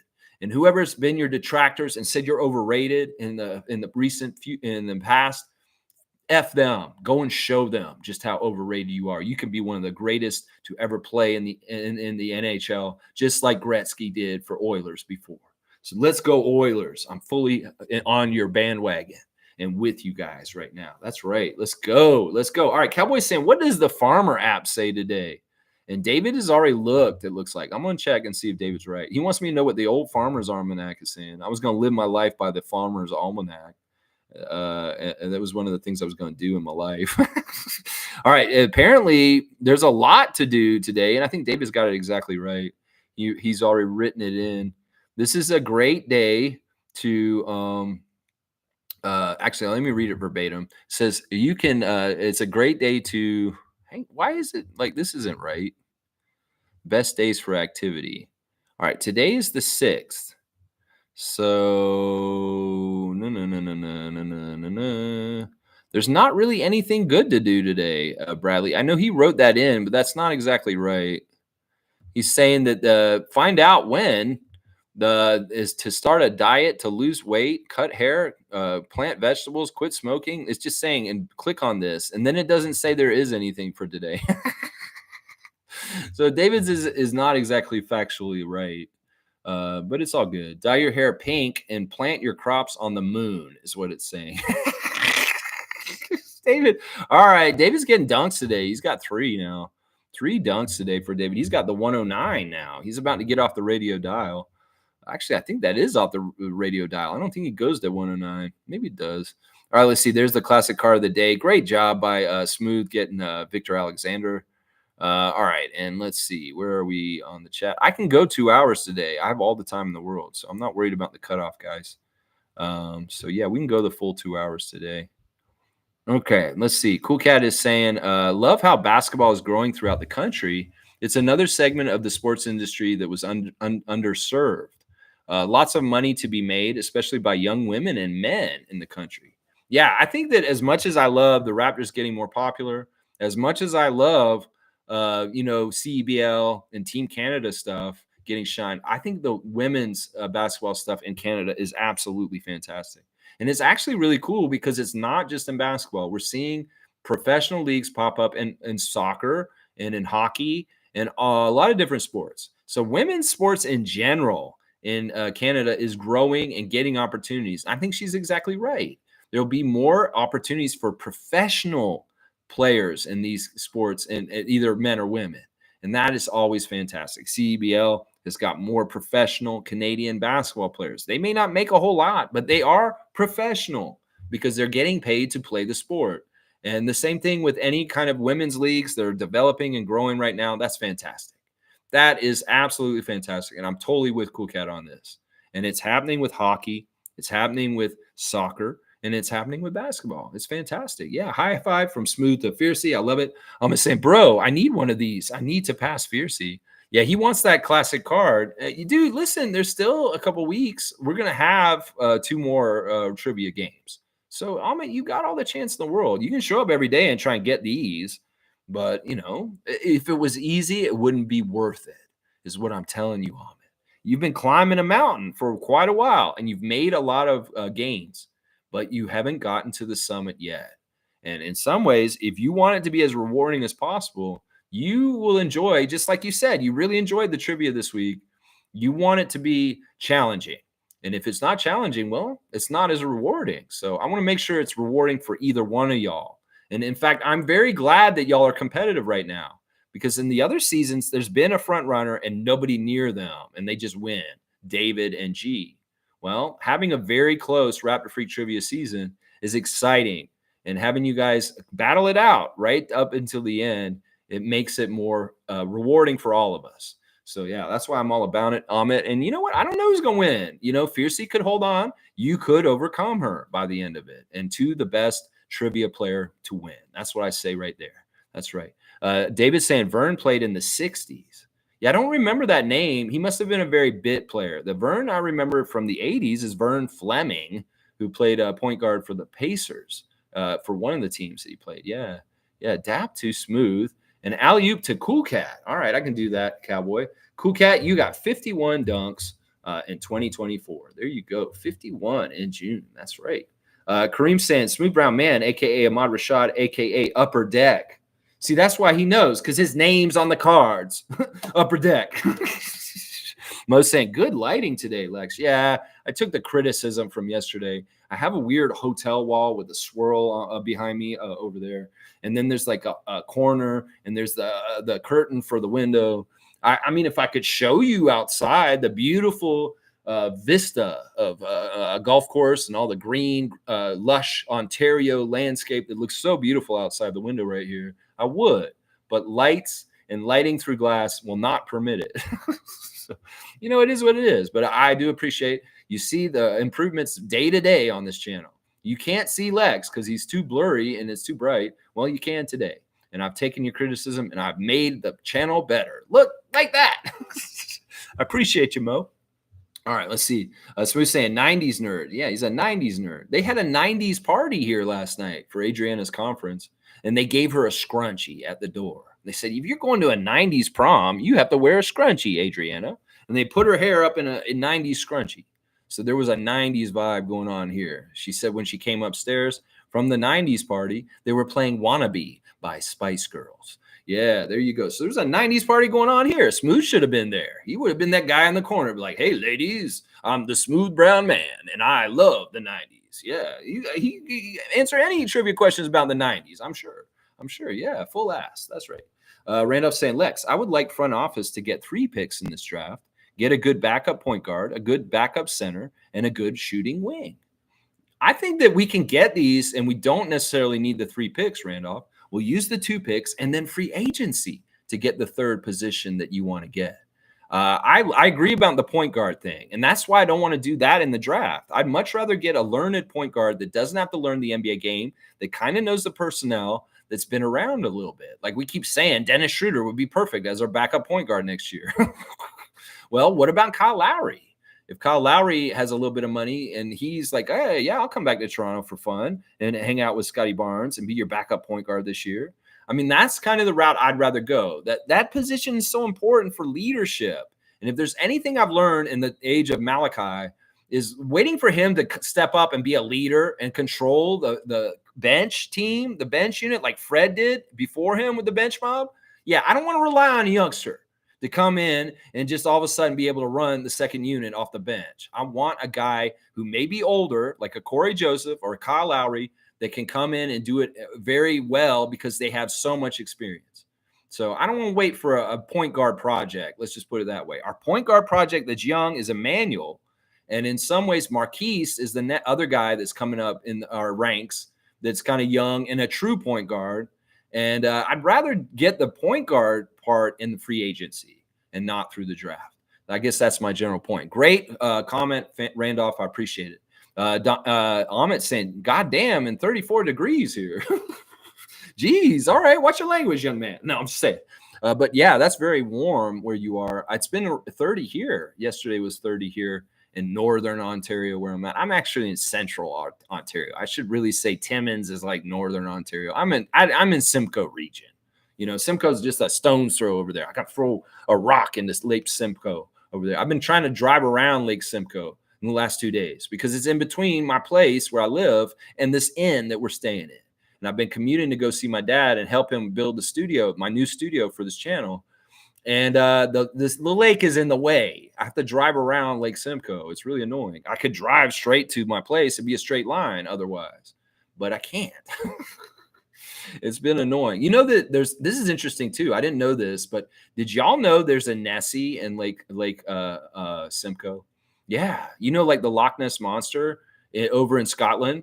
Well, there is a mythical creature, a cryptoid, that is supposedly lives in Lake Simcoe that has been sighted over the years. And I didn't know that. It's like the most well-known kind of like mythical creature or maybe real creature in Ontario is the Pogo Ogo or something like that. And it's in Lake Simcoe, guys. So yeah, that's kind of cool. I bet y'all didn't even know that Ontario has its own version of Nessie that from like the Loch Ness monster here in Lake Simcoe. Really, really interesting. You guys learn everything on this channel. Yeah. All right. Let's see. Fiercely saying, thank you, Aja Wilson. I'm so happy I drafted her for my fantasy league. I don't know how Stewie is doing, but Aja's game is fantastic. She's obviously the #1 player in WNBA fantasy.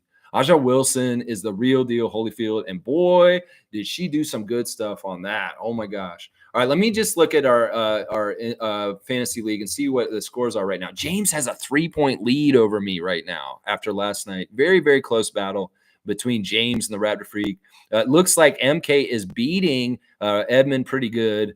Fiercey has a lead over Morgan. That's a fantastic matchup. Both teams are undefeated and 3-0. So whoever's going to win that one, the other team's going to have their first loss. And it's a very close matchup between Kareem and David. Only 7 points between Full Ass and David's team. And then we've got Country Kong against Cool Cat, with Cool Cat taking the lead. Cool Cat has activated her team, and she's doing stuff, and she's actually beating Reese's nieces right now. So fantastic stuff, Cool Cat. Love to see you having a lead this late in a week so far in your matchup. I hope you get that one. Nothing against Country Kong. It's just that in some ways, I want to see Cool Cat get a win. That's right. Awesome stuff. Let's see. Kareem saying, Lex, we really appreciate your hard work and dedication to this channel. With your work ethic, I do truly believe you can manage the Raptors from the moon. Happy 999, I think. Alley-oop to Neon. Let's get 98. Let's 98, y'all. Yeah, it is 98 today, 998. And tomorrow will be 999. And Saturday will be 1,000 streams in 1,000 days in a row. And I appreciate that, Kareem. That's a very nice compliment. If I show my tenacity and showing up every single day like this, I told my dad this. I was like, they can ignore me. People can say I'm a joke. People say, yeah, only 100 people watch him every day. Who cares? But if I do this for a long time, it's going to go somewhere. And it will be something like, it could be like 2050, and I'm still doing these streams every day. And everybody's going to be like, yeah, the Raptor Freak's been an institution for this time. And y'all will be the originals. It'll grow over time no matter what. And if I'm tenacious and I continue this no matter, I'm going to get my just due in the end. I understand this. So I don't worry about growth. I don't worry about getting the right people. As I said, I just want the right people. I don't want a lot of people. And, I'm going to do this. And over time, well, at some point, Jack Armstrong could be saying, yeah, the Raptor Streak, he's been around forever. He's been around forever. He's going to say that at some point. And y'all were the ones with me this whole time. And that's the thing I love about it. There you go. And yeah, I'm very much looking forward to seeing you on Saturday, hopefully, Kareem. Fiercely saying, at Ahmed, at first you said you only wanted to reach my score, and now you want to exceed it. Okay. Well, listen, he's a competitive young man, and he wants to do his best. And I know you've been at top all season long. You've had a very good cushion, and he's really, really worked hard to try and catch up on you recently. So Fiercely, you do have some work to do, but it's really who wants it more. It's a classic thing, just like the NBA Finals. Do you want it more than him, or does he want it more than you? And we're just going to have to see how it all shakes out. I'm going to say this, though. I told y'all last week when we did the trivia this past week that it's going to be different. It's the playoffs. Expect the unexpected, and do not think that the way I've done things all season is just how I'm going to be doing it to finish this off. Y'all are going to really have to show your acumen and your knowledge, like on Tuesday. It's going to be that challenging. So that's how I know the right person's going to win. Instead, I know it's a great skill to be able to go look and research up facts really quick on the fly like you guys do. But in some ways, I'm going to try and write these so that I'm really testing what is up here off there instead of typing, because people will be able to write those answers in faster if they know the answer already, if you don't have to go and research it before. So, yeah, that's what I'm saying. So it's going to be interesting, and to the best person to win the Raptor Freak Trivia this year. Oh, it's so contentious. Good to see JP is here. I've missed Country Kong. Always good to see you, JP. And I've seen you doing pretty good with your Reese's nieces. He's saying, morning, Lex and Raptor Freak family. It's good to see you back. Congrats on approaching 1,000. I started going to the gym in the AM while you were in Estonia, so I may not be around so much. Just want to say hello. Yeah, I was wondering about that, but it's all good, my guy. And you know how it is. It's like coming home. I tell everybody this. We're on summer break. And a lot of people are not going to watch my channel if the Raptors aren't actually playing or doing well or something like that. It really ebbs and flows. And when the season starts ramping up and we know people are going to want to know what's going on with the Raptors, well, they're going to come back. And I'll be like, oh, it's back from school. And I'll be like, Sue's back. And, oh, Country Kong's back more often. And it's just how it is. It's always been that way the last few years, is people do take the summer off and they don't really think Raptors. They're not as full-time as us. And I don't mind that. I mean, I'm crazy thinking Raptors 365 days a year. But yeah, it's always like a summer feel where you went away from the summer and then all of a sudden people are back for school in the fall around training camp. So, but yeah, Country Kong, you have your own life. I really appreciate you participating in the fantasy WNBA league. And you know what, man? I hope you can come down to Monique's birthday on Saturday, 4 p.m. at the NBA restaurant on June the 8th. We will be there celebrating superfan Monique Lawrence's birthday at the NBA restaurant official Queens Key. And since you came to Real Jerk, I'd love to see you come back to another Raptor Freak hangout once again with us, JP. That'd be awesome, man. That'd be awesome to see you. But I know, listen, if you're doing workouts, who knows? Maybe you can incorporate me on the headphones still somehow, some way. Wow, you're working out. I don't know. We'll figure it out. And hey, even if you just watch me on the replays when you want to, or whatever, there's no prerequisite or mandatory about this at all. You know that. We love you, JP. Country Kong, prayers to you from Cowboy. And Smooth saying, I would really like to attend Mo's birthday and meet some of you, but I have a pressing family matter. Hopefully in the future, I'll attend other functions the group has. Hey, whatever works and whatever time, Smooth, there's no pressure. If you could make it, that would be fantastic. We'd love to meet you. I'd give you a bunch of the classic cards. But, you know, I know it's a hectic time. Sometimes the summer can be very busy.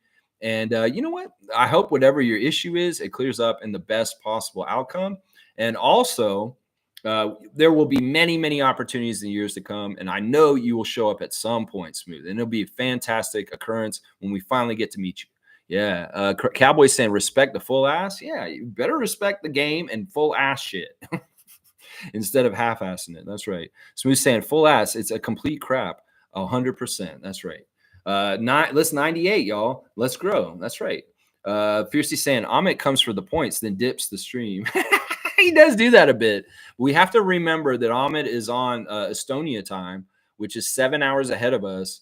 So when he's watching us, it's 4:30 in the afternoon. He's already done his day, and he may have to go eat dinner with his family or something like that. So it's not 9:30 for him. And that's part of the reason why he may come in. He really wants to get the points while he can, and then he dips out.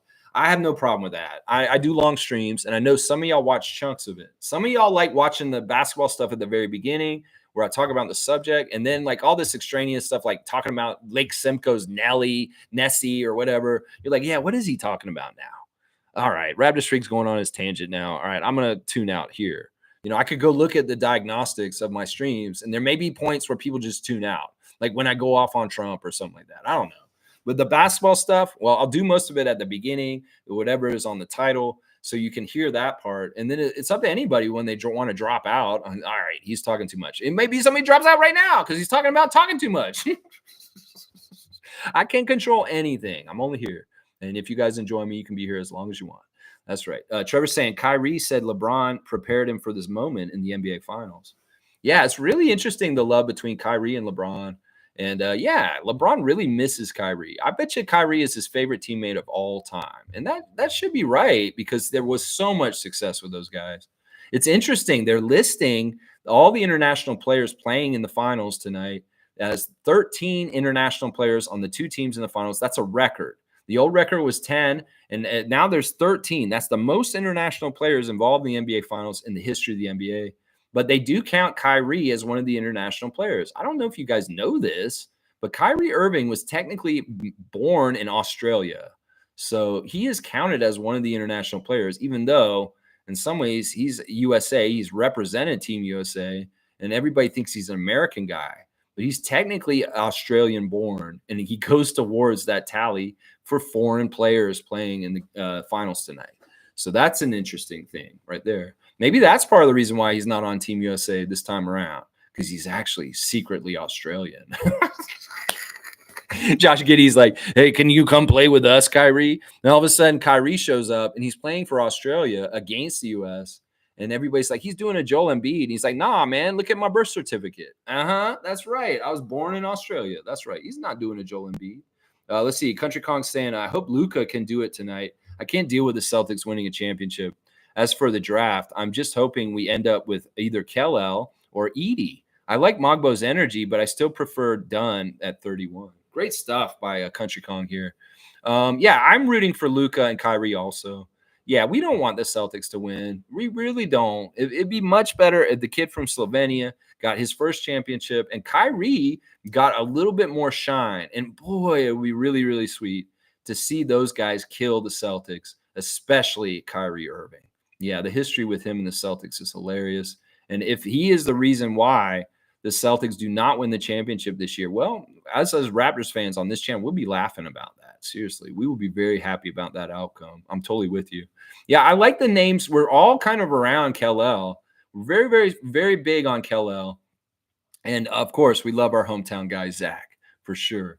Yeah, but you like Mogbo's energy. Well, let's see if Mogbo falls through the whole draft and somehow, some way he becomes to us undrafted. That may be the best outcome as far as with Jonathan Mogbo. If Masai feels like he wants to invest the 31st pick into Mogbo and that's how he gets him, okay. I trust Masai. Yeah, yes, sir, Country Kong from the Cowboy.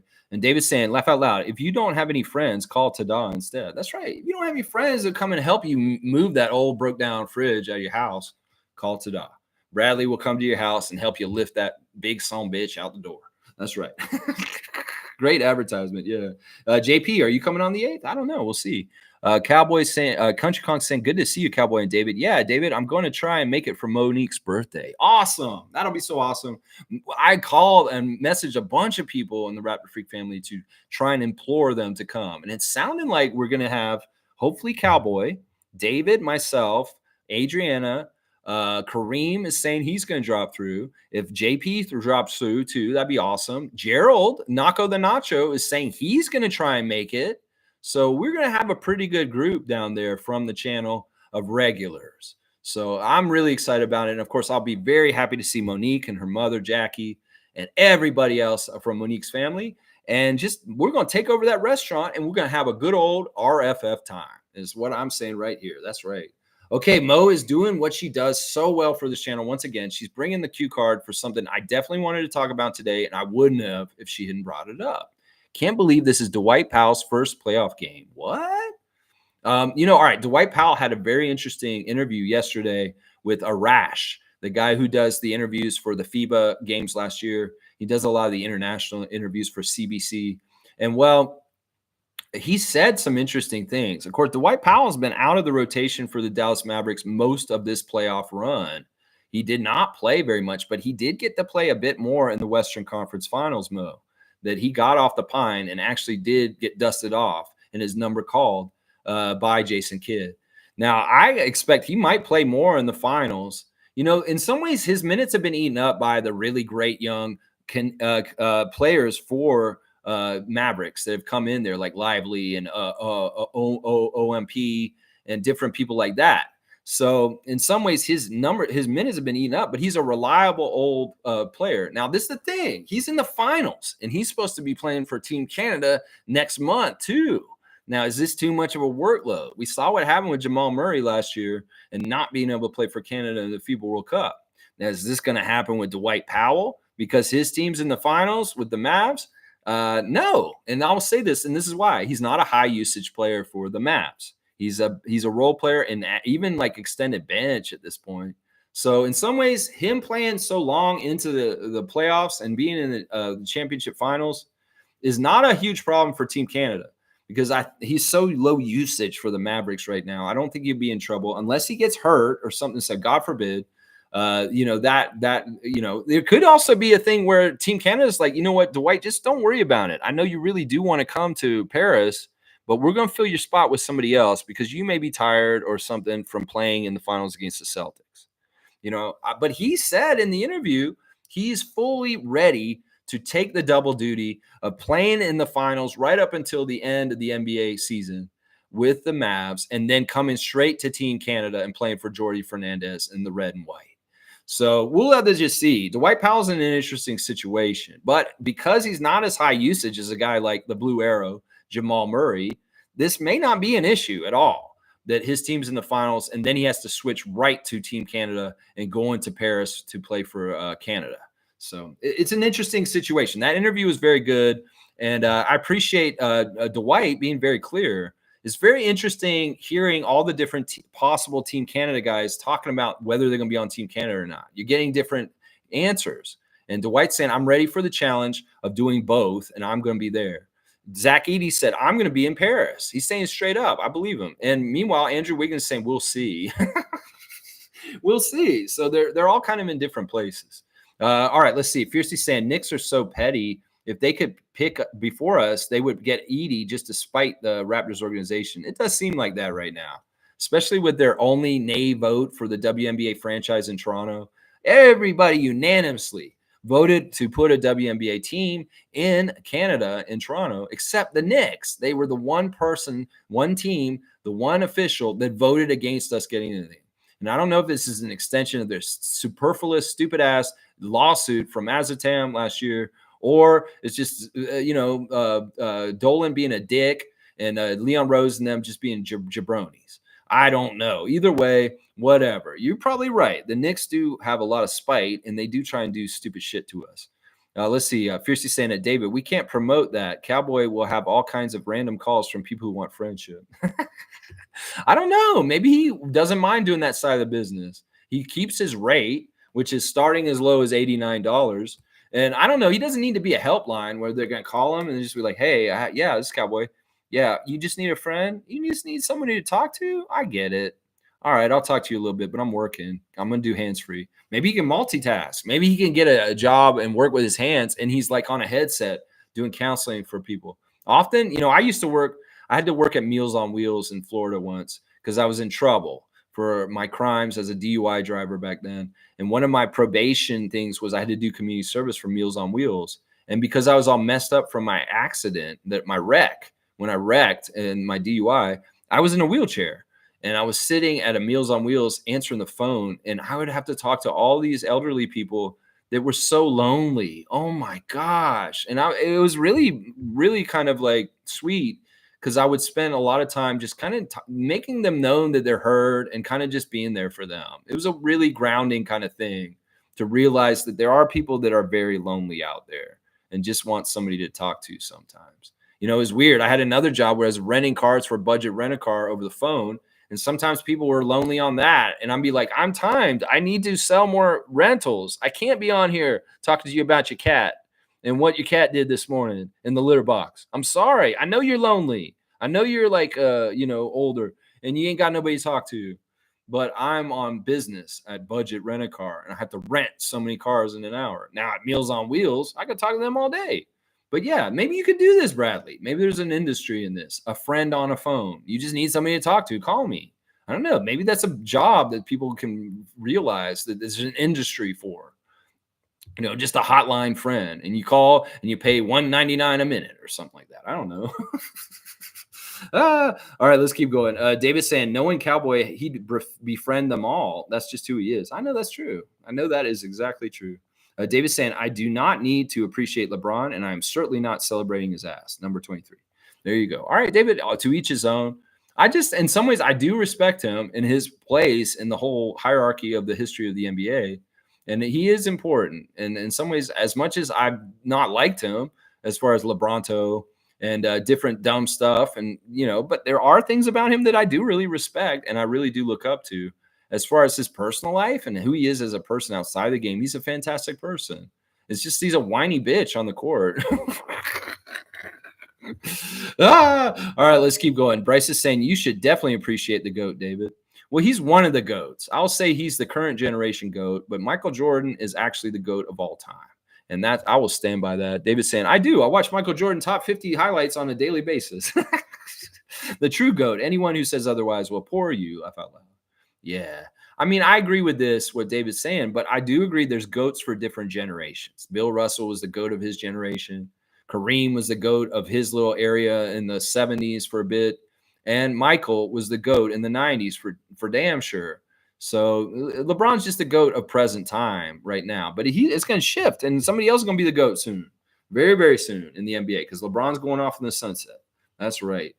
Bryce is saying, I definitely say otherwise, but I also respect your opinion. MJ was definitely a dog. Was showing those firemen real dominance. Yeah, see, I don't agree with that sentiment, Bryce. I know a lot of people want to say that the players in the NBA weren't that good back then, but that's not true.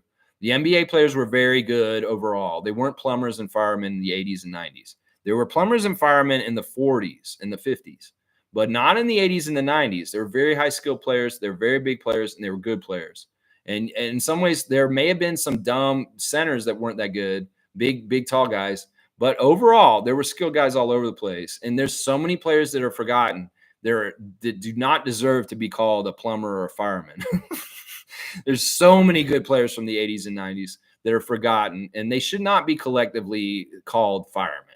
Because seriously, these guys were really good. One of the players that you should go look up is Fast Eddie Johnson. He's very interesting. He's the announcer for the Suns currently, and there's a post of him with Magic Johnson yesterday, and Magic was going on about how unappreciated Eddie Johnson was and how he's forgotten, and he should not be. Fast Eddie was one of the best shooters in his time, and he was absolute money. They call him an assassin. He would bomb threes and win games for the Suns. So there's a lot of old stories of old players that are not Michael, Magic, and Larry that are getting overshadowed, that are absolutely not plumbers or firemen or unskilled players. They're absolutely really good players, just like there are today. And that's one of the fallacies that young people are saying these days. It's like old players weren't that good. That's bullshit. There were a lot of good players. Go look up Lafayette Lever. Derek Harper was fantastic. I mean, Alex English, Orlando Woolridge, Reggie Theus. There's a lot of names back then that are forgotten, and these guys are not plumbers, trust me. I will agree. There were plumbers back in Mikan's day. Yeah, George Mikan in the 50s with the Minneapolis Lakers. Sure, they're probably plumbers and electricians playing then. But it really changed in around the 70s, and even the 60s, there was kind of plumbers. But 70s started transitioning to very good players. And I wouldn't say that about Jordan's era. He played very tough people. In fact, the Pistons beat the hell out of him on purpose. It wasn't a soft era at all. He got a lot of pain and a lot of physicality from Detroit Pistons to beat them, the Bulls. And he lost to them in the mid, but then he overcame them. So, all right, let me just keep going. Davison, did you watch Jordan live? Anyone who has to call themselves the king and crown themselves as a complete clown, as Full Ass would say, is a complete crap. I mean, I agree with this sentiment that like LeBron shouldn't have to declare himself the greatest or say this and stuff. We tell him that, and that's what Michael got. We could tell Michael. Michael never went around saying I'm the greatest. He didn't have to. We knew he was. So in some ways, that kind of like gives away the insecurity of LeBron. Like he shouldn't have to do that, proclaim himself, different things like that. It is what it is. Anyway, I don't want to do the Jordan versus LeBron argument too heavy right now. They're both great, and that's all I say. In some ways, let's just let them be great. Like Charles said, we got to stop comparing everybody and trying to say this versus this. In some ways, just let Jordan have his era, let LeBron have his era. That's kind of where I'm at. Bryce is saying, no, I'm only 22. Laugh out loud. I've seen footage though. I've never seen enough to understand how great he was. I would do, Bryce. There used to be full NBA games posted on YouTube, like classic ones. And oh my gosh, I would go dig up a full game and just really watch an entire Michael Jordan game and just see exactly what we're talking about. It's different. It's on a totally different level. Now, you've seen Kobe. Kobe may be the closest kind of thing to Michael. And the way that Kobe was with his Mamba mentality, well, Mamba mentality was around before Mamba. And Michael Jordan had Mamba mentality 100% also. It's just a cutthroat nature that is absolutely ultra competitive to the highest level where he is not going to let anybody have anything. And he is absolutely like that. And the thing about Jordan was he's a two-way player. He could be very deadly and unstoppable on the offensive end, but he doesn't get enough credit for just how much of a problem he was on the defensive end also. He made a lot of defensive teams also. That's the other thing people overlook about Michael. He was a two-way. He played both sides. Yeah. Let's see. David saying, okay, I forgive you for your shortcomings. Makes sense. You coming on the 8th. He lives in Kentucky, David. And yeah, he's not shortcomings. It doesn't matter that his age is not a shortcoming. He's a very intelligent young guy, and I appreciate him. I don't want to like do ageist kind of stuff here. Whether it's like either way, like he's being ageist towards the old players or you being ageist to him because he's younger.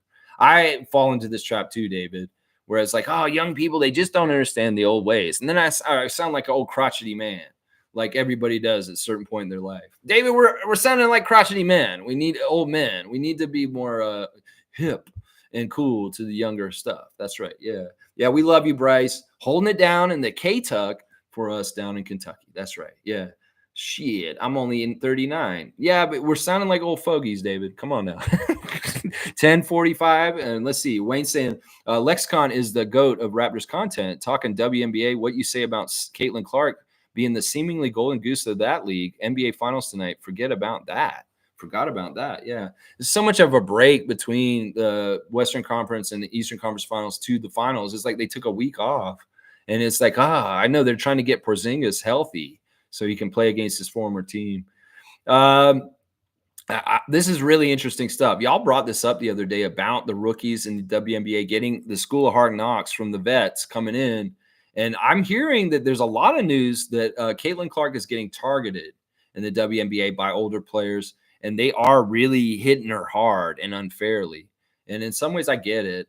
I mean, look, I can have a sympathetic view. It's like, oh, that's not nice. It's not fair. But that's just how sports has been forever. And maybe people are crying foul about Caitlin Clark getting more physicality from people than she deserves. But I'm telling y'all, it's a welcome to the WNBA moment, just like there's welcome to the NBA moments. And in some ways, I don't know. I'd have to watch the plays to see just how dirty they are being to her and how much she's being targeted and singled out. I have not seen a clip of anything that's happening. I'm just hearing the murmurs and what people are saying, that she's being overly targeted as being somebody who's prominent in the golden girl of the WNBA, as she put it. So yeah, it's interesting. It's a very interesting thing. And I think just Caitlin Clark is getting so much notoriety that whatever happens with her is under a microscope. That's what it is. Fiercely saying, Rich Paul saying LeBum as a free agent was the first step in preparing his exit. But I don't care as long as he's not playing for the Raptors. This would be my nightmare. W Streamlex and fam. I wouldn't want him to come here. There's a section of Raptors fans that really would love that to happen, that are huge LeBron fans. And I think it's absolute train wreck and would be a nightmare also. You have to think about Scotty, people that think that they want LeBron on the Raptors. You just have to think about Scotty. That's what I would say. Yeah, him declaring free agency is a very good sign that he's not going to be coming with the Lakers next year. And it partly is. It really has so much to do with Bronny. So much to do with him. All right, I'm 4 minutes away from 2 hours. We'll probably finish it up very, very soon. Wayne's saying, David, thanks again. We will meet up when I'm done my course. Merci. I appreciate the love. Awesome. Yeah, Wayne, we'd love for you to come to one of the in-person meet and greets, hangouts that we do in the years to come. You know, there may be games this season coming up that we go to as a group.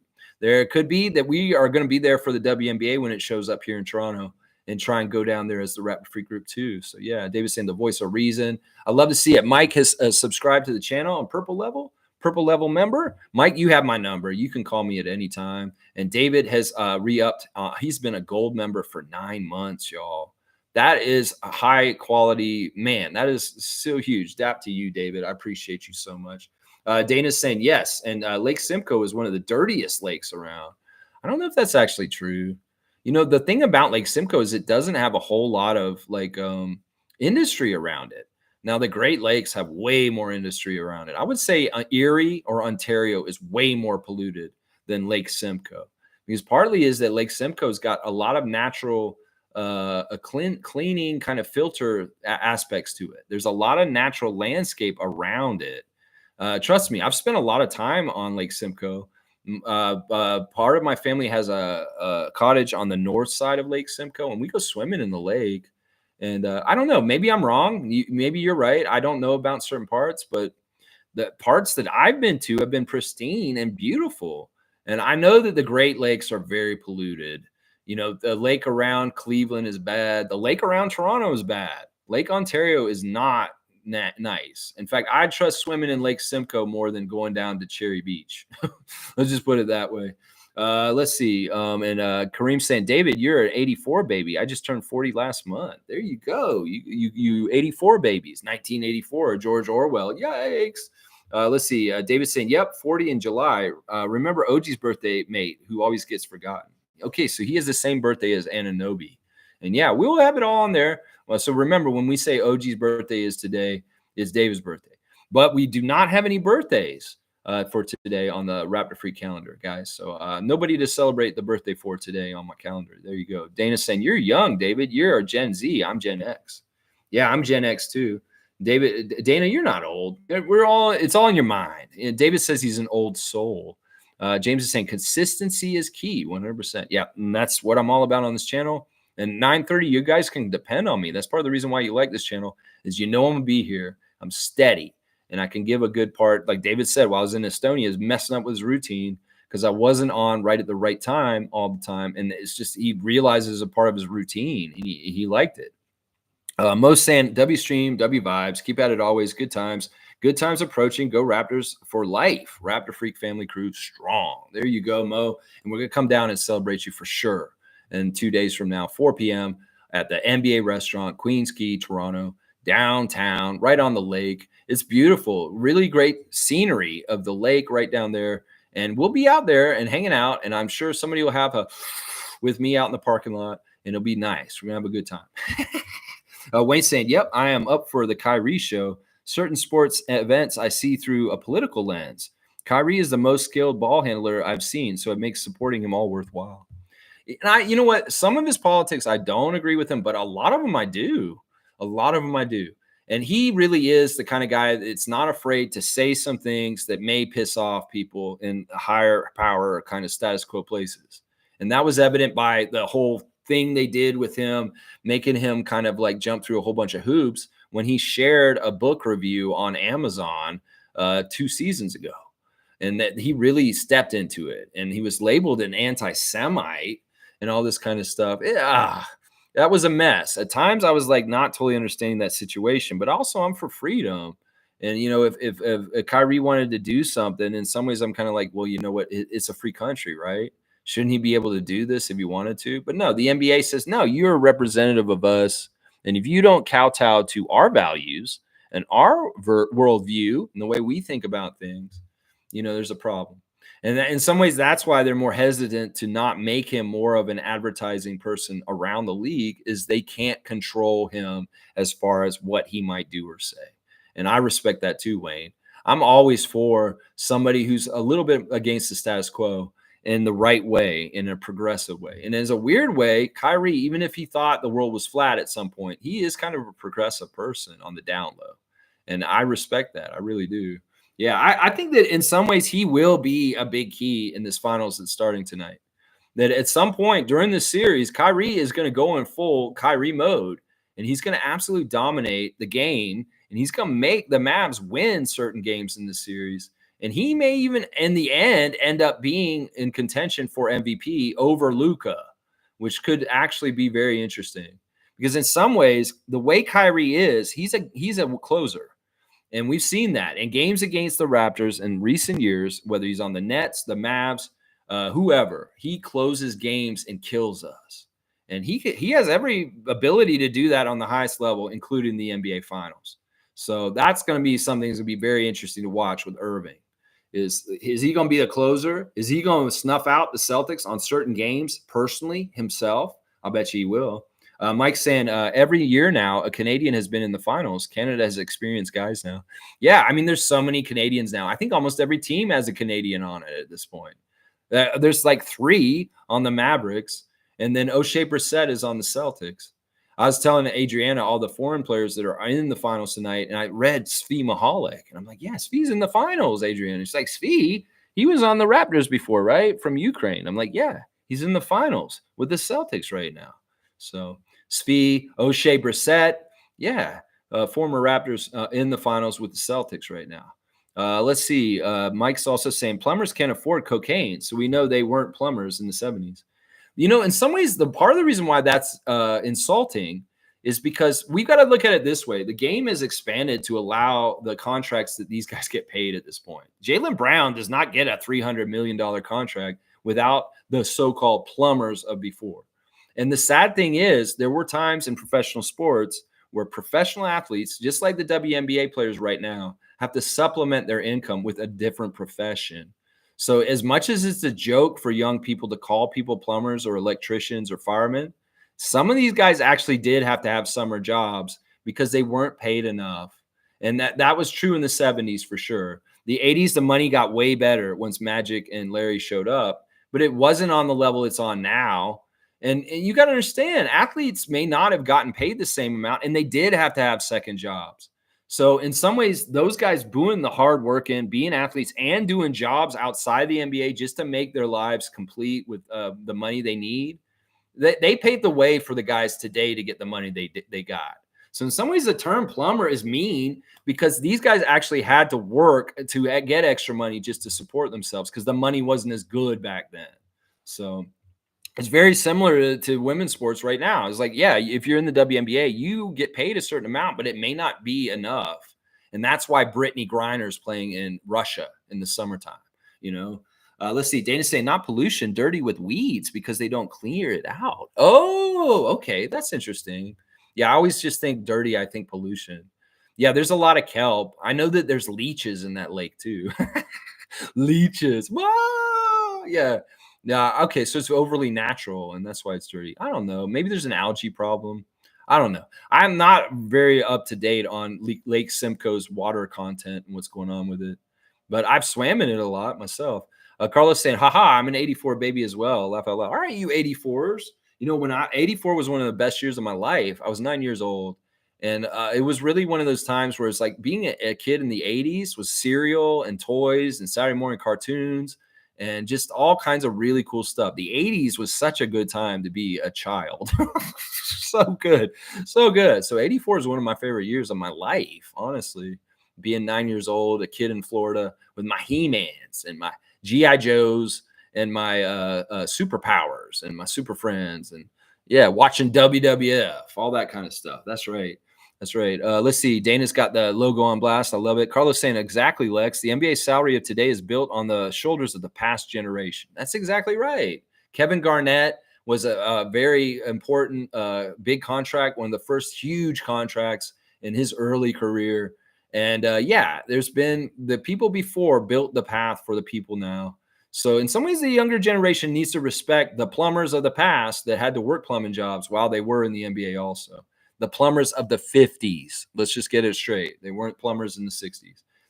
I used to hear stories of like basketball players being like teachers or like they would coach or do stuff to supplement their income, that kind of stuff, as far as trying to make extra money. Country Kong saying, Lex, is true. I drafted Caitlin 4th overall with the faith that she was the chosen one. I took Angel with the same belief, but the other players are treating them like Pat Bev treated Alonzo Ball. That's funny. Now the rookies are under siege, and in some ways, it's a little bit of a kind of like we resent you because you're getting so much so quickly, so easily, and we've been in this league for like 10 years, and we aren't getting the spotlight, but y'all are bringing it. In some ways, we appreciate you for that. But also in some ways, you're like, we resent you because who the hell are you? You're getting all the attention, Angel and Caitlin, you know? So it's a weird situation. It's a good one for the league. You could go ask Irvin and Larry when they showed up in 1980. There were people taking shots at them for being so overhyped, just like these two young ladies right now. Larry and Irving both got tried by everybody all over the place. In fact, Irvin, Magic Johnson, was tried by his own teammates like Norm Nixon early on in his career. So it's just commonplace in sports. But because they're women, people are like, oh, don't bully or this kind of stuff. Well, does it matter what the gender is? Can we genderify sports behaviors like hazing and welcome to the WNBA, NBA moments? No, we shouldn't. Equality is equality.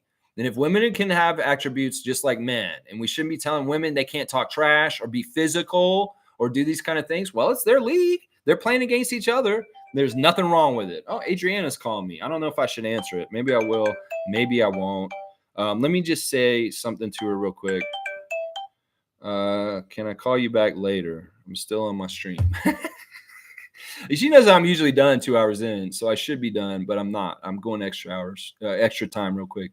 Country Con saying people have to remember that this is basically the WNBA's equivalent of the 70s evolution in the NBA where players started becoming more skilled. Exciting times where they're still in their bad era. The 70s were interesting. The NBA was about to fail. And if Larry and Magic had not shown up and then Michael, that saved the league. So in some ways, I would say, as much as you're saying, yeah, in some ways, the WNBA is going from 1979 to 1980 right now. And that Larry Bird and Magic Johnson are Angel Reese and Caitlin Clark. And in some ways, the effect that they have on the WNBA may be very similar in some ways to the NBA, not on the same scale, but it could be a very similar kind of thing. And I think Country Kong's analogy is exactly right. That the WNBA and its growth as a league is right around where the NBA was in 1980, right now. So that's pretty cool. Carlos saying it's the nature of the competitive environment. You can have a league of whatever gender and you'll have the same result. Rookies are going to get hazed. Yeah. And once again, if we stand for equality for everybody, we shouldn't be genderizing behavior. If Angel Reese wants to be cocky and talk trash and shake her head and be a little bit like that, well, let her, because there's people like Patrick Beverly and Draymond Green out there too. And if we're going to have that side with the men, well, the women should be able to have their counterparts also. And that's all I'm saying. Some people really have a problem with women acting strong and acting powerful.